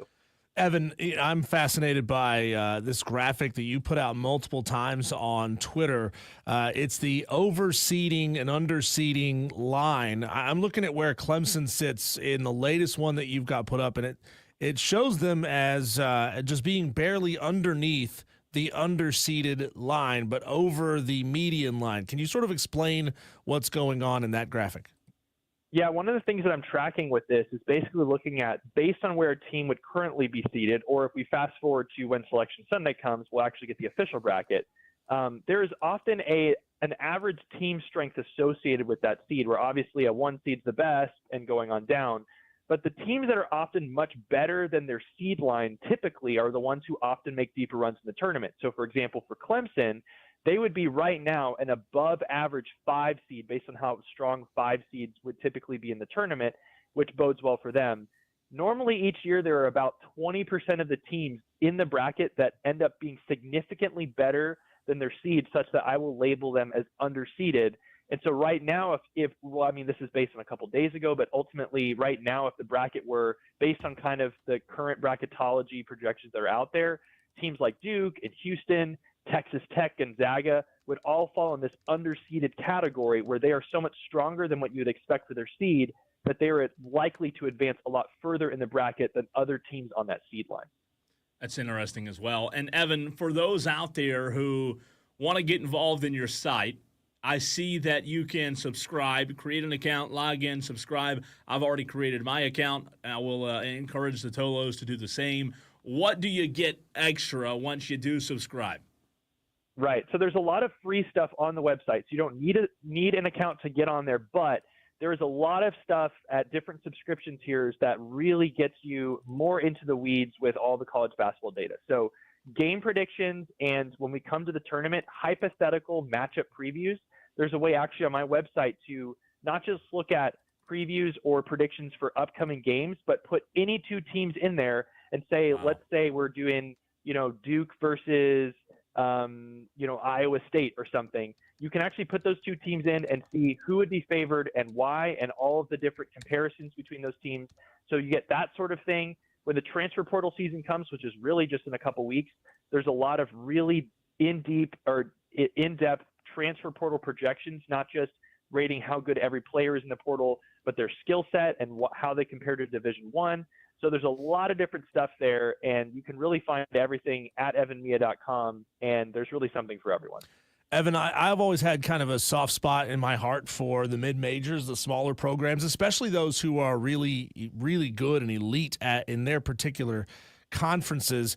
In your mind, is what kind of data does the selection committee use to look at, kind of making that decision between a just barely over 500 SEC team this year, since they're such a deep conference? Normally we'd be talking about the ACC, but they've had a train wreck of a season. And when you compare them to, for example, a really good team out of the Southern Conference that maybe doesn't win their conference championship game, but obviously had a very strong resume over the course of a regular season, how do they use data like yours to make those decisions and say, well, we got to put that, 3 games over 500 SEC team in? Yeah, it's really tough, especially when you have, say a team like the Big West has been really good this year. So you've got UC San Diego, who actually rates as like a top 30 team nationally right now because they've been that good. But the number of opportunities they have on their schedule is almost nothing. I mean, I think the only notable win they have on their schedule is against Utah State, and that's not even like a high major team, right?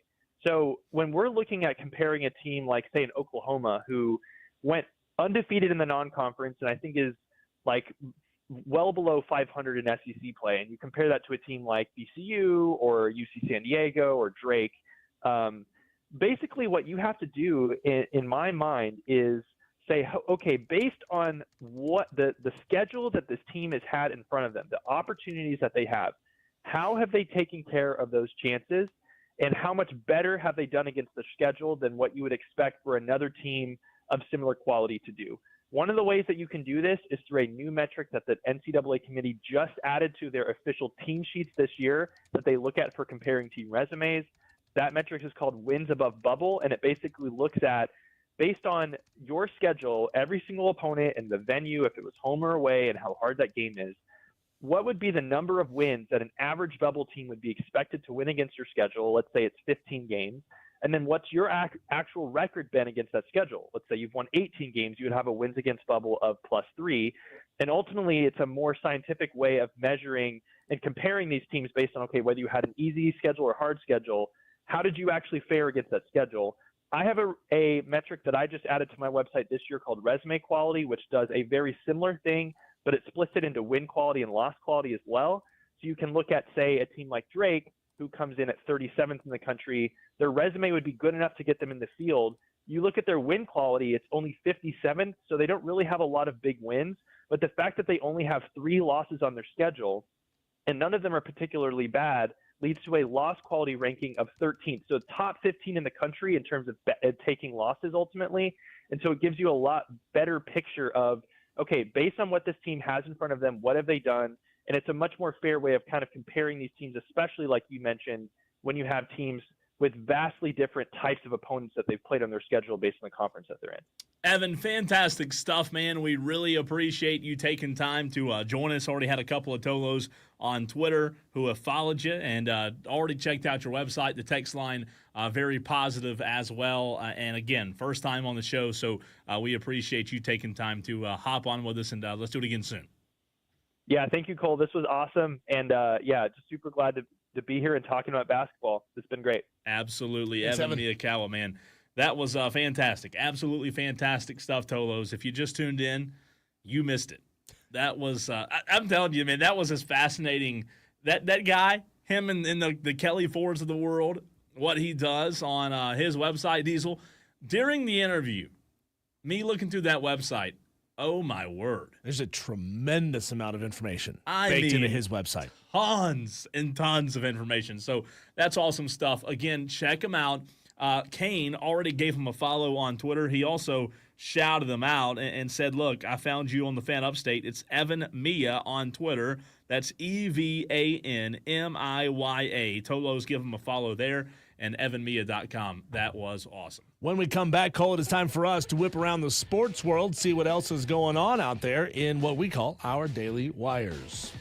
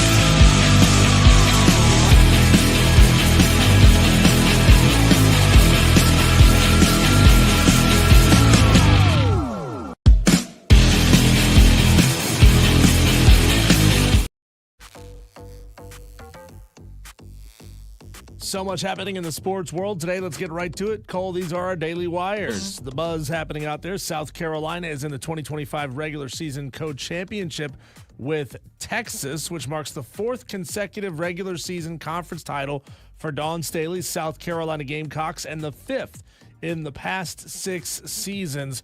That is some kind of dominance, Cole. It's hard to mess with winning that many SEC championships, and we will be joined on Wednesday by Dawn Staley, head coach of the South Carolina Gamecocks, as she makes her way with her team to here to Greenville to play in the SEC championship. I thought you were going to. Oh, no. Clemson defeated Virginia on Saturday by a score of 71-58. We just had on Evan Miyakawa in the previous segment. Really high on the lineup that they can put on the court. Really high on Clemson.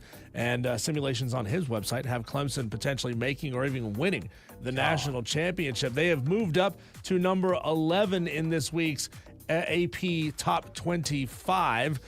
Cole, I think I said last week that I didn't think Clemson would break the top 10, but their ceiling might be 11th coming out of this week. Are 11th. Clemson and Florida State have both called board meetings tomorrow to discuss and eventually vote on an agreement that would ultimately result in a settling of 4 ongoing lawsuits between those 2 schools and the ACC. 2 key objectives for that settlement: a new revenue distribution model based on television viewership and a change in the financial penalties for exiting the ACC's grant of rights before its conclusion in 2036. So like I said earlier in the show, they're fleecing the ACC. They're going to get more money, and they'll have to pay less down the line if they choose to leave early. That's what everybody wants in life. Right? More money and pay less. There you go. The South Carolina Gamecocks men's basketball team got another dub over the weekend, defeating Arkansas by a score of 72-53 per Tom from Somerville. Look out, the Gamecocks are getting hot. That's what he said on Friday. Undefeated in March, right? That's true. That's true. We're going to talk about this a little bit later on in the show, Cole, but Rob Brown has called out our 40 times. I say, come on, Cletus, get out there and run yourself. Let's see what you got. Tennis legend Serena Williams has joined the ownership group of the Toronto Tempo, the WNBA's first Canadian team, which would be an expansion team for the WNBA. So congratulations to What was the mascot? What was the name again? The Toronto Tempo. I kind of like that. Toronto Tempo. I think there's too much alliteration in so? Toronto Tempo.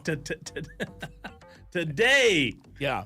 Legendary Miami Dolphins coach, two-time NFL champion, and one-time college football national champion Jimmy Johnson has announced his retirement from Fox Sports. He's been with Fox now for 31 years. He announced his retirement on Colin Cowherd's show, saying, I've been thinking about it for 4 or 5 years. So that's sad to see him go. Sucks. And finally, Cole, the Bengals have placed the franchise tag on T. Higgins yet again for the 2nd straight season. That means he's going to get an average of the top 5 salaries at that position during this current year, or 120% of his previous salary. So T's going to get paid, but he is going to be a Bengal for 1 more year at least. Well, that's perfect because that next offseason is when the Panthers have a lot of cap space. Let's go ahead and 1 more year. That's Plan fine. it out. And then the Panthers are going to get them. Take your time. I'm ready for it. All right, Tolos, we're also ready for you to overreact to the sports weekend. A lot happened. It's your chance to overreact next.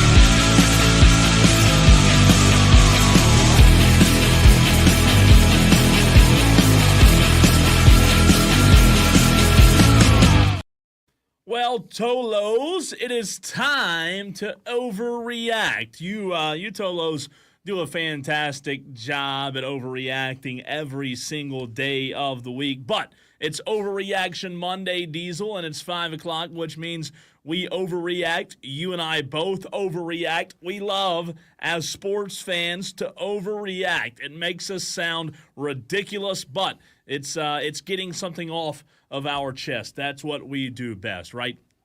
And you Tolos can overreact in so many different ways on the stream. There's 71 of you on the stream right now. We're live on Twitter, Facebook, and YouTube. You can watch the show there. JB already has his overreaction in. You can also text and call the show. The phone lines are wide open right now. One caller standing by, 844-326-3663. That's 844-FAN-PHONE, F-A-N-F-O-N-E. Diesel, do you want to go first, or do you want to give Rick from Greer the floor first? Rick can wait. I like it. Sorry, Rick. Yeah, Rick, you're going to have to hang on for just a minute. No, what I saw over the weekend, Cole, was that Clemson is going to be a dominant baseball team this year. And as I'm looking down their conference slate, and maybe you could help me out with the math here, but I'm pretty sure I counted 30 conference games. If they can play to that level for a majority of this season, this is a team that might win 25 conference games. I'm talking a really good baseball team. They have 3 great starting pitchers out of the gate. You saw all 3 of them on display in this South Carolina series. They have hitting all across that lineup. They have good closers. They have defense that is stifling. They make big-time plays on defense. I think this Clemson team really will be special over the course of this season, and I'm calling it 25-5 conference slate this year. You know what's ironic about where they're ranked in the latest D1 poll today? They're ranked in the exact same spot, Diesel, as the basketball team. 11th in the country. How about that? So here's what's fascinating. Before we get to the phones on this Overreaction Monday. I guess beating up on South Carolina doesn't mean as much as it used to. They were 13th and moved to 11th. However, there was 2, Diesel, that really dropped. Do you know? This is crazy. I don't know if I've ever seen anything like this. Texas A&M last week was number 1. They lost 2 games this weekend, I believe. Okay. Texas A&M dropped from 1 to, wild guess, 17? 14. God. How bad did they lose those 2 games? I don't know. I'm not looking right now, but Texas A&M Diesel, they're 6-4 now overall. They were the number 1 ranked team in all of the land, and now they're 14. LSU, who was 2nd, moves up and is now the number 1 team in college baseball. It is as follows: LSU, Tennessee, Arkansas, North Carolina, Georgia, Florida State, Florida, Oregon State at 8, Virginia at 9, Oregon at 10, and Clemson at 11. Well, when you go on a 4-game losing streak, that's what has led to this precipitous fall. They lost 2-3 in Game 3 of their series against Cal Poly, which, you can't sweep everybody, but they won 2 of 3. Always a good baseball player. And then they lost, a Tuesday game against Texas State. 7-3 was the final score there.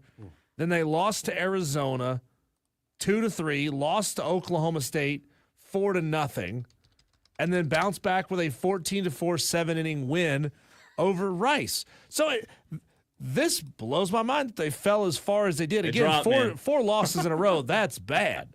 But I mean, let's see, 2 of those were 1-run games, and 2 of them were 4-run games. Yeah, that'll do it. That's but tough. Still, that is quite the drop, and that did surprise me a little bit. So, Overreaction Monday, Tolos, let's take it away. It's your chance to overreact. JB on the YouTube stream says he'll say, Kane asked. Let me back up. Kane asked, I wonder what Dewey is going to complain about today. JB says he'll say Paul Mainieri needs to be fired. Already predicting what Dewey is going to say. We're going to find out because he's on the line. He's on hold, but first we go to Greer, South Carolina, where Rick has something to overreact about on this Overreaction Monday. Rick, what's your overreaction? Okay, I went I met a girl That's scary. yesterday, and she is beautiful, sweet, kind, nice. But I got a problem with it. Am I overreacting? It was at a family reunion, and she's my third cousin. Oh dear God. Oh, Rick. Rick. Is that too close? Not in Alabama. No, third's not that bad, is it? God. It is bad. It's bad. It's bad. It's bad, Rick, because you're going to be explaining to everybody, including the doctors, that she is a cousin. You're going to have to use that word, cousin, forever. Okay, I guess I won't go out on a date. I was overreacting, and I guess I should have been. Yeah, I wouldn't recommend that. But Rick, you're a Clemson guy, right? I am a Clemson guy. I'm just not a West Virginia guy. God. Thanks Love for the it, call, Rick. Thank you for the phone call. Jeez, you never know. You never know. Where'd that come from, Rick? I don't know. Kane says they share a great grandparent. and probably a handful of chromosomes, I think too. that's the only Alabama's the only state where that's not frowned upon, right? Isn't that right? All right, Dewey wants to overreact on this Monday, 844-326-3663. Not reading that text, Diesel. You can laugh at that one while Dewey overreacts. What's up, Dewey? What's your overreaction? Sorry, Dewey. Yes, I was very angry for a second, and Rick just made me throw up my food. Now, Kane, you need to shut your mouth. Candy Cane. And JD, you need to shut your mouth, too. You don't know nothing. And, yes, I am going to say Paul Manera needs to be fired. He's old. He's 75 years old. He don't need to be coached. I told you all this 10 years ago. He needs to be fired because this team is not going nowhere. And Monty Lee, too, and this whole shebang.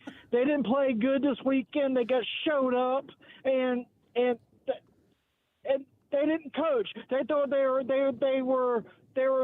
stuff didn't stink because they're undefeated because they played baby teams. Well, now they played a real team, and it's time to say this is a product of Ray Tanner, and Ray Tanner is gone, and Monty Lee and all of them should be gone too. And I got one more thing to say, Rick. Don't feel bad. I kissed my first cousin back in the day. Oh, God. Oh, God. Then where did this go? He just says this and then Overreaction hangs Monday. up the phone. Oh my gosh. Jeez. We have some callers, man. Texter says, of course, the Clemson fan wants to bleep his cousin. That's the one you wouldn't read on the air, but I will because I have no scruples. That is. I did like the part where he calls out Kane and JD, though. No, I like the part where the texter responds and says, oops, sorry. Of course, the Clemson fan wants to procreate with his cousin. He cleaned up his own message. Ooh, this one got a little messy on. I got to find that again. That was Candy Cane. I mean, where did that come Candy from? Cane. I'm not going to lie. JD taking strays. It was JB. B as in Bravo. B as in boy, not D as in disco. Yeah. JB. It's JB that said that. Let's see if we can find that Dewey a call, man. That was. Paul Manera needs to be fired. He's just I don't know. Candy Cane did it for me. Food. Here we go. Now, Kane, you need to shut your mouth. Candy Cane. And JD, you need to shut your mouth, too. You don't know nothing. And yeah. That is classic. I will say, Dewey, calling Kane, it's funny because Kane always calls diesel kerosene and calls me coleslaw. So now, Kane, how about Dewey?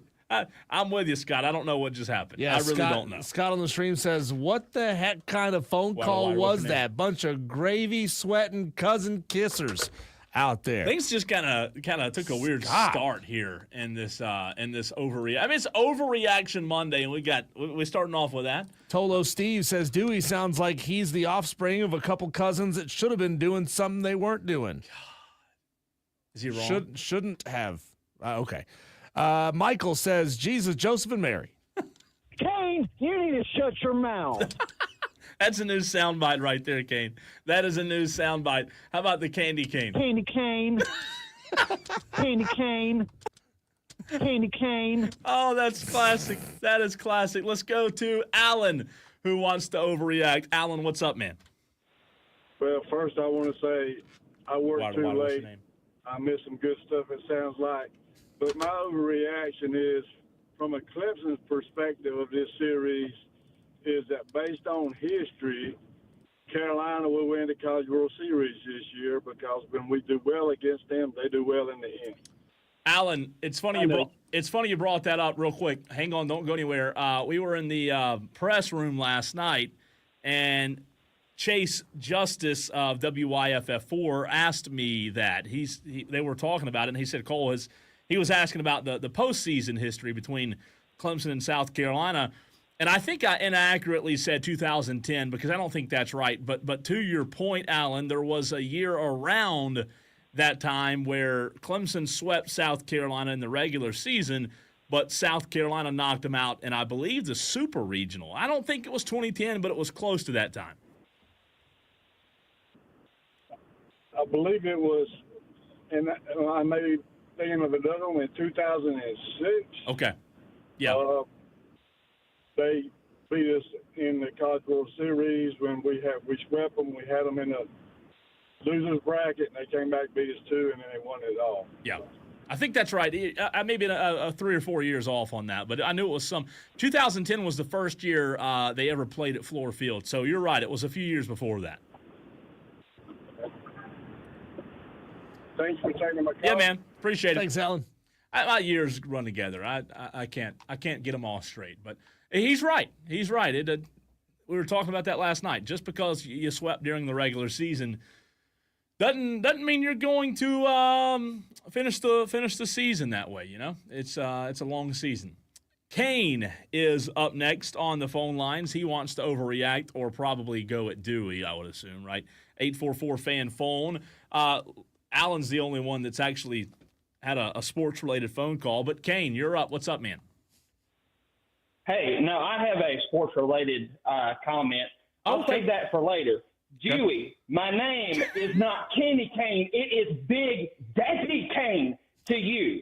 So you watch your mouth. And with me shutting my mouth, I'm going to say whatever I want to say and whatever I want to say about you because you are not real.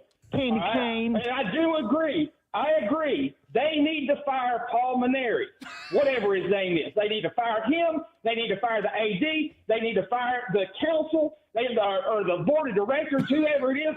The school needs to go bankrupt, and they need to be done with South Carolina forever. Y'all have a great evening. Thanks, Kane. Oh, my God. I love the passion. They're very upset there, obviously. And did not want to take that Candy cane from Dewey. Oh man, good stuff. A little bit of an internet issue. Sorry, stream. My internet went down over here. Mine as well. I'm trying to get us back second. online here. There we go. I think we're back up. Good. I think we're back up. Welcome. Tolos, appreciate you bearing with us on the stream. 69, 70 now on the stream. Thank goodness. Z Fink. I didn't either. I didn't know it was that kind of Monday either. Things took a wild turn to start the show today. I wish, Cole, that's the grossest thing that I've experienced in the last 24 hours. Yeah. But it's not, Cole. Last night, I'm driving home from Hendersonville. Well, we're driving home from Mars Hill. We're in Hendersonville. And we stop at a stoplight next to a car. My wife looks over, and she says, "Oh, my God, that person driving the car next to us is looking at full frontal nudity of men while behind the wheel." It was a woman, just to be absolutely clear. But how the heck are you supposed to drive with that big old ding-dong flopping in your face while you got the road in front of you? I'm glad you experienced that. I'm glad I didn't see it, but I mean, it was like full frontal while driving, while operating a motor vehicle. I'm pretty sure that's a crime in 49 states. That's interesting there. Texter from the 887 says South Carolina beat Clemson in the 2010 College World Series. Was that it? So it was. Texter, I knew I was close there in 2010, so appreciate that. My years run together, but good text there. Let's see. Thomas at 423 says, Tell Rick they why they call it a family reunion, says Thomas, on this Overreaction Monday.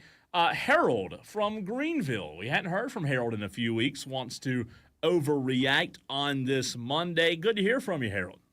Well, good to talk to y'all. Listen, we get some of this. I can't ever, when Ray Tanner took over the baseball, I can't ever recall Clemson eliminating South Carolina in postseason. Now, no, it was the other way around. Clemson swept other way around. It was Clemson swept them one year during the regular season, and South Carolina eliminated Clemson. I'm not talking about the regular season. I'm talking about postseason, Cole. Yeah. What I was saying, Harold, is that South Carolina eliminated Clemson in the postseason. One of the years Clemson swept South Carolina during the regular. Yes, right. Anytime they met in the postseason, South Carolina sent them packing. And in the College World Series, they got to the semifinal. Right. And they beat Clemson in the semifinal and then played Florida for the championship in that series. Of course, they lost in 2012, but that was 3 straight years, Ray Tanner. But, I mean, as far as the postseason, I can't recall. You have to go back before Ray Tanner that Clemson ever beat South Carolina in postseason. Yeah, I'm with you. Yeah, you can look it up. I can't recall. I've been sitting here, as much as I can. I know Clemson now been to 12, I think, and Carolina's been to 11. And Ray Tanner has been in the championship 6 times, so he's a, championship game. I believe you're right, Harold. I believe you are. Right, because he was there in the first one when it was the last. I think that was the last year when they lost to Texas. It was one and done. Then they started the 2 out of 3. Well, he won back-to-back, 10 and 11. Of course, he got beat in 12. So he was in what, 4 of the 6 appearances by him in Omaha in the championship. Yeah. So anyway, that's my memory, But anyway, Clemson's a good team, and if South Carolina can't get the hitting straightened out, and Monty Lee's not the problem. I think it's just some of the guys just can't hit curveballs. And by the way, how many more games is South Carolina basketball gonna have? 2. South Carolina, because they're gonna knock me out of the game tomorrow night in baseball. How many games do they have to get to the SEC tournament wins? I think there's 2. I said 2. I think that's right. Yeah, 2's left. But if they don't, will they make the SEC tournament? Yes. They gonna make that. Well, they ain't gonna make. Like I said, I don't even think they'll make the NIT. I've told you that before. Yeah. But anyway, I just want to clarify some of this. Listen, I love college baseball. That and football. I mean, that's my 2 favorites. I do too. Thank you for the call, guys. Hey, thanks, Harold. Thanks, appreciate it, Harold. Diesel. Cole. God, Harold came after you. He did. What is it? Texter says, do you want to read this one on? No, you can. Texter says, big dogs kissing cousins and 69s. Happy Monday, boys. This segment. Everybody's angry today. It is. Wesley said that. Started with Rob Brown this morning being angry. Wesley's exactly right. I don't know why everybody's angry today. I have no idea, Wesley. I'm not angry. I think Rob gave us bad juju this morning. I really do. Let's see. Speaking of Rob and bad juju, Diesel, I believe that's where we're going next, right? It is. That's where we're going to go next. Cadillac says Dewey is going to hook up with Rick's cousin. And then Texter says, Cole, Harold is your daddy. When we come back, we had our combine, our wire-to-wire combine outside of the studios on Friday. Rob called us out saying there ain't no way that the numbers we put up are real. We'll react to Rob's reaction of our show next on the Fan Upstate.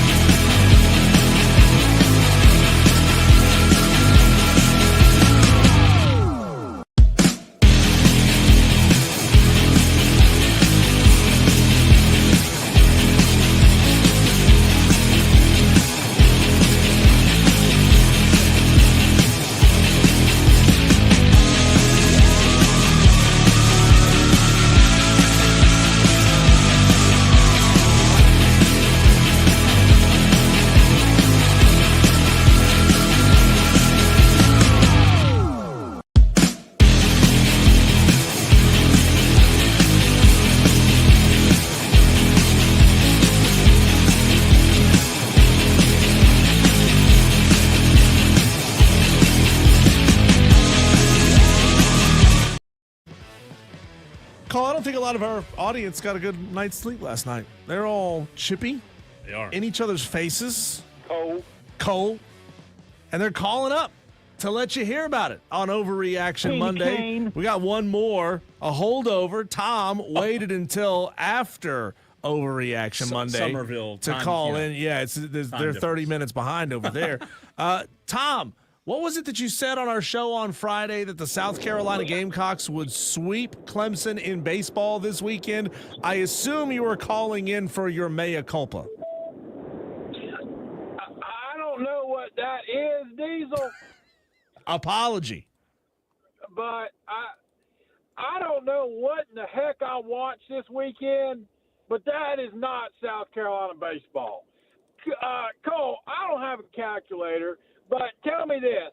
In regards to the game yesterday, what's 8 minus 2? 6. 6, okay. And how many two-out hits did Clemson have that involved getting runs? Yesterday? Yes, yesterday. Was it 6? It was 6. So hats off to Clemson. They were clutch all weekend. Gamecocks just stunk it up left to right. The pitching, I think Carolina's pitching for the most part was okay. Yeah. It can certainly get better, but the offense was just atrocious. I legit think Cole, Diesel, and I, we could all three probably done something more productive than what I watched this weekend. But other than that, man, my overreaction is I don't know if Paul Maneri can win the big games. He's got to prove that. But other than that, hats off to Clemson. Y'all were the better team. Spanked us in the rear. So hopefully we'll see you in the postseason because we know in the postseason, Gamecocks always have the upper hand. They do. We just talked about that a minute ago with Harold from Greenville. You're right. It's been domination in the postseason, Tom, to your point. It has, but sorry I missed the beginning. Typical Monday, had to work late. But other than that, spring football is right around the corner. So we'll be talking football before you know it. He's already moved from baseball to football that quick. Hey, how about them? How about the basketball team, Cole? You said they were heating up. They smoked them pigs for 4 hours. I mean, they beat them up and down the court. And, come March, crazy things happen. Don't count Lamont and the boys out. They might go on a run. Hey, would you give Lamont Paris a raise, Tom? No. He does not deserve a raise yet. Quick, wasn't it? Not yet. Have another year like last year, a couple years in a row, then we can talk. I'm with you. All right. Tom, thanks, man. Thanks, Tom. Cole, so on Friday, you and I, very impromptu event happened right outside of the radio station.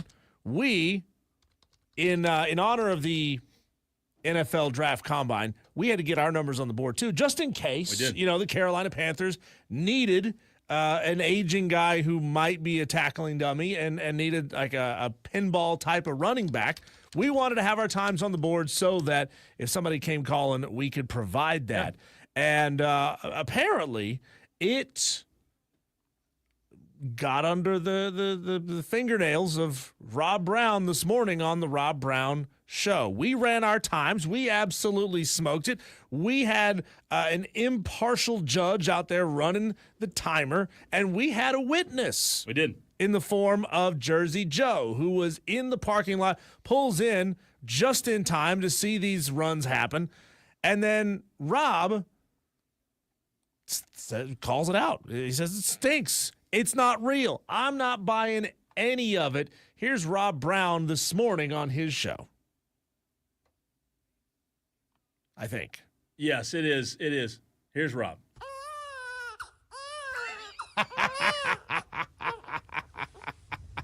More audio of Rob Brown. Here you go.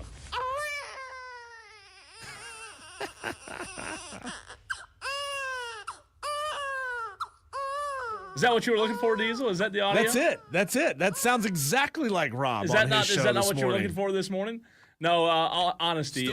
What you said was you would outrun all of us in your prime. I'm telling you, no, you wouldn't. This means So it started off with Rob and Lonzo going at it. Day, right? I would beat you some, you would beat me, but more than likely I would beat you because of adrenaline and competitive spirit. So hang on a second. Is Lonzo saying that Lonzo in his prime would beat Rob Brown today? I was confused because by there's that. no way that Rob in his prime would lose to Lonzo in his prime. I don't know what Lonzo was trying to say. Lonzo he's a large individual, and I've known Lonzo for a number of years. I know he played football.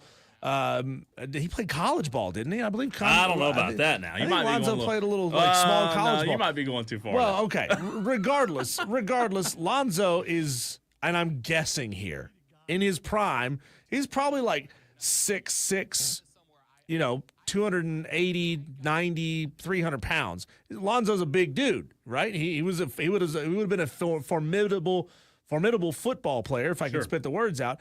Sure. Rob, I think back in the day he was as quick as he is loud in 2025. Ooh. I think Rob was a shifty dude. I genuinely believe that. And so if Lonzo's trying to call Rob out, Rob of today, who just like me is 40, and saying that I being Lonzo, Lonzo at like 18, 19-year-old could beat him, I would hope so, especially if he was an athlete at the time. So they eventually get over that fight. Right now, I'm saying this in hopes that he is. And here we go. This is where they finally got to meet. You're taking this somewhere. I gotta get to this. Cole. Steven just said, and I don't even know if he's listening right now. I'm saying this in hopes that he is. CB, if you're listening, I need you to call in. Because you got my man Steven in our Facebook chat right now, facebook.com/TheFanUpstate, The Fan Upstate on YouTube and Twitter, The Rob Brown Show on YouTube, Facebook, and Twitch. Steven just said that Cole claimed a 5'2" 40 on Friday. And I am here to say, as somebody who, again, loves Cole Bryson, absolutely not. There's no way in Hades Cole Bryson turned in a 5'2" 40. There's no way. I seen it. He said Diesel turned in a 5'9". I can accept also a 5'9". Incorrect. It was a 5'4" It was from Diesel. You're right. Diesel's built for loving distance, not for speed. I can accept a 5'9". There's no world Cole Bryson wearing a 5'2". No world. Now, I will tell you, I was working on Friday, so I didn't get to ordinarily, I listen to Wire to Wire for at least an hour a day. I'm sitting at the desk at the I bet office he's at the faster house. than that because they're running on pavement. They don't have. He's have not cleats. 5'2". He's probably faster than that. For I sure. bet you could run a 5 flat. If he was running on concrete with the wind behind him, he's not running a 5'2".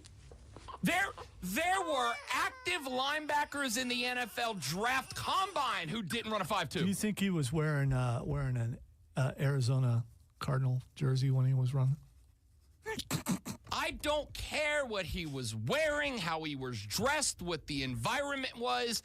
There's no word. And I say, again, with all the Taylor Swift heart hand emoji love in the world, there's no world he turned in a 5'2". So that was Rob Brown. I saw it with my own eyes. Cole was freaking grease lightning out there. There's no way, says Rob Brown. And it was like a slick pig. Somebody texted me this morning. It was like 7:45, I believe, when they started talking about it. And I think they talked about it a little bit in the 8 o'clock hour as well. But you know what, Diesel, I don't have anything to respond with. Usually I do. However, in this case, in this instance, I respond with nothing because there's nothing to be responded to. Well, there was a long-standing joke in Seinfeld where he won a race as a child. People called him out for not believing that the results were legitimate. And Jerry just said, I'll never run again for my entire life. I ran this time. You can't tell me that I didn't because people now believe that I do. So I'll never run again and ruin the good thing that I have going. So, Cole, I think this needs to go in your Twitter bio, honestly, that you have a 5'1", 540. I mean, it wasn't anything that was claimed. JB, we don't need to rematch because our numbers have already been set. Yeah, and they were on a watch. It wasn't like, hey, 1 Mississippi, 2 Mississippi, 3 Mississippi, 4 Mississippi. It wasn't that. I mean, here's what you can do though. If you want to, you can go back and watch the video on the stream, and you can take a stopwatch, an official stopwatch, from the time that I start running until the time that I cross that pole, and you can get it for yourself. I don't, again, it wasn't Cole claiming anything. I didn't claim anything. All I did was run. They said run. I said how far, right? Forrest. And I just kept on running. There's Fast, and then there's Cole Bryson. Well, I mean, I'm just telling you. I don't know. I don't know what to say. I mean, other than, jealousy's a bad island to live on, I guess. Get out there and run it, Rob. You surprised me, Cole. I didn't know you had that in you. Did you know you had that in you? Yeah, I mean, I've always been a little quick, but I mean, I didn't know what my 40 time was. Texter says we need a Cole and Rob Brown race on the live stream. I'm more than willing. I'm not backing down from that. For that to happen, we need Rob to go out there and beat Cole's time. That's true. He has to beat Cole's time because then what's the point in a race? Yeah, no, you're right. What's the point in the race? Cole is already established. He's 5.15. Yeah. Rob needs to go out there and outrun it. You got to match it or run it, right? You got to match it or outrun it, and then Cole will have to come out and race you. And for that reason, Diesel, I don't have anything to say. I really don't. JB says get Mr. Rob to do one and see what he can do or run. He can't run any faster because Rob has a saggy old man butt now. Oh, yes, on the He's promo. got no glutes, and everybody knows you need glutes to be explosive and get off the line. You do. You need good glutes. That's Everybody needs good glutes. Tolo's on the stream. They have my back on the stream. And Diesel, you were there. Rob Jones was there. Rob Jones gets back to work. The one Rob day Jones a week is he above comes in. reproach. We'll talk him. Yeah, we'll ask him. We'll say, look, it's Texter says Rob is going to counter with a hot dog eating contest. That's bad, Texter. That's Shane and Sugar Tit says, Cole, you have to start the clock before you get to the 20. Shane, I didn't have the clock, brother. I didn't have it. Rob Jones did. And I will not have somebody besmirch Rob Jones on these airwaves. No, Never. Diesel's time, I think, was accurate, and I think mine was. If you know what, if you don't like it, you just have to live with it, I guess, right? Live with it or beat it. So I'd do it again. I'd race Rob, whatever Rob wants. We can let Rob time it. If Rob wants to time it with his official watch, we can do that. But Rob will go on Temu and buy like an official timing apparatus, like little laser lights at both sides of this thing, and he'll time it that way because he can't stand losing. He can't stand. I guess that's what it is. I don't know. And I thought better of Rob than to Brown. By the way, I thought better of Rob Brown than to question our integrity. Yeah, we've known Rob Brown for a long time. And it hurts. It hurts when he questions that. You know what, though? What you and I will do, you and I will wait on the Rob Brown Show and Lonzo to do their 40. And you know what else we'll do? We'll keep waiting. And you know what else we'll do? We'll keep waiting. Because it's not going to happen.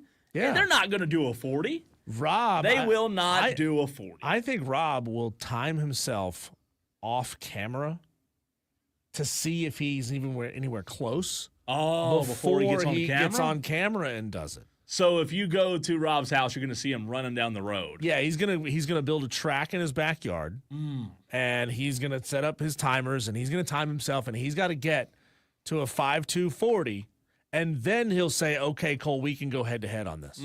Well, you know what? Again, Rob Jones was the one who kept the clock, and as you said, I'm not going to put Rob Jones down like that. So right.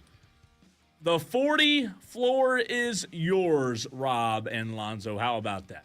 The floor is yours. Let's see. Kane says, No, I'm sorry. Yeah, Kane says Rob will say that the clock was uncalibrated. What is uncalibrated? How do you have an uncalibrated timer? Either it keeps good time or it doesn't. It is what it is. That's true. And it was kept on an iPhone. And those people over at Apple, they do a good job. Yeah, they don't have bad timers. Nope. But you know what it all boils down to, Diesel? Jealousy. And Disbelief. somebody told me a long time ago that lions don't worry about the opinions of the sheep. So I'm not going to worry about it. Haters gonna hate. Haters going to hate, Taylor said, right? Diesel, in the very next segment, we look at South Carolina's bracket. 2 brackets are out. What am I talking about? The SoCon bracket that involves 2 local teams, and the South Carolina Lady Gamecocks. Their bracket is out. When do the Gamecocks play, and who will they play? That's next.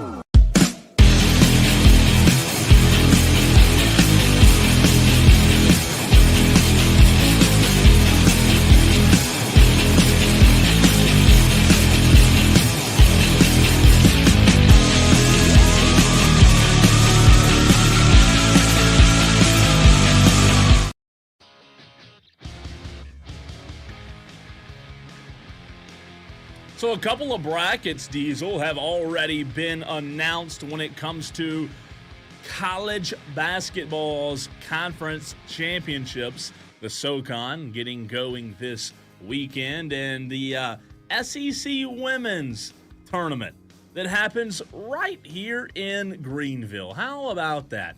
Happening this weekend as well. South Carolina women have received a double bye. So the 2025 SEC Women's Basketball Tournament at Bon Secours Wellness Arena.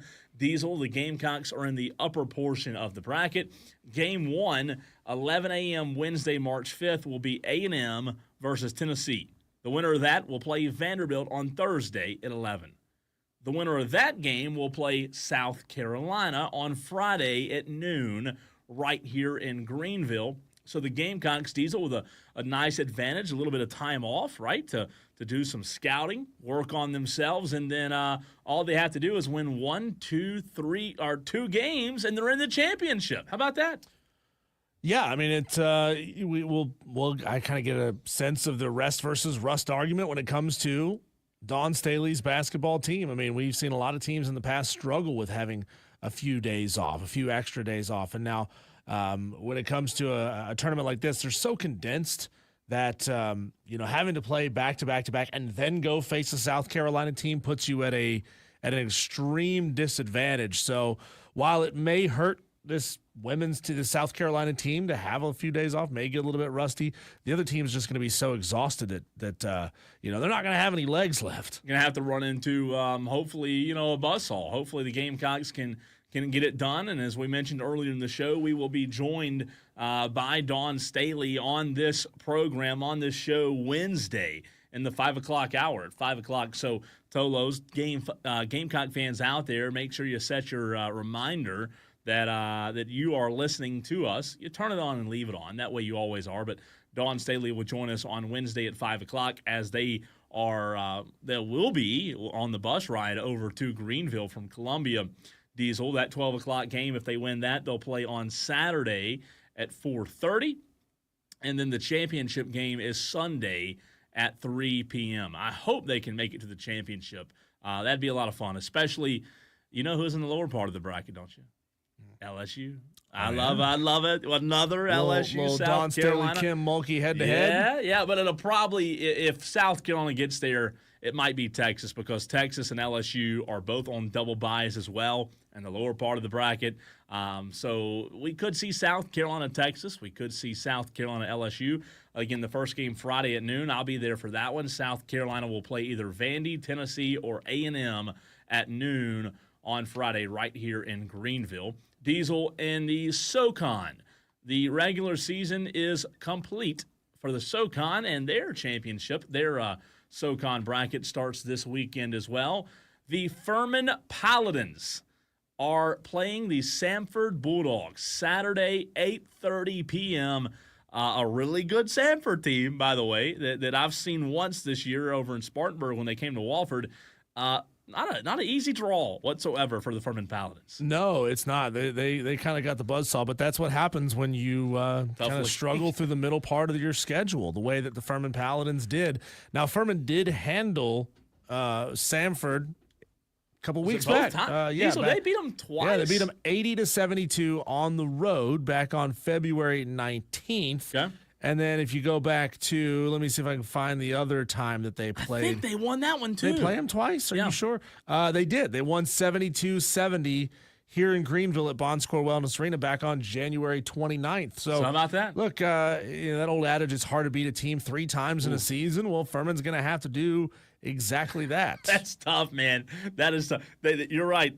It is difficult to beat a team 3 times, much less it's difficult to beat them twice, Diesel, much less 3 times, and Furman's already beaten them twice. So we'll have to get Dan Scott on one of these days before Saturday because that is going to be extremely tough. And then Wofford and Spartanburg, Diesel, they are playing on Saturday as well, 6 o'clock, ETSU and Wofford. So that's another tough game. I mean, the SoCon's brutal. So if you want to watch Wofford and Furman, you can do so back-to-back on Saturday, and then the championship game, the semis will be Sunday, championship game on Monday, Diesel, which you and I will be at. Yes, we will.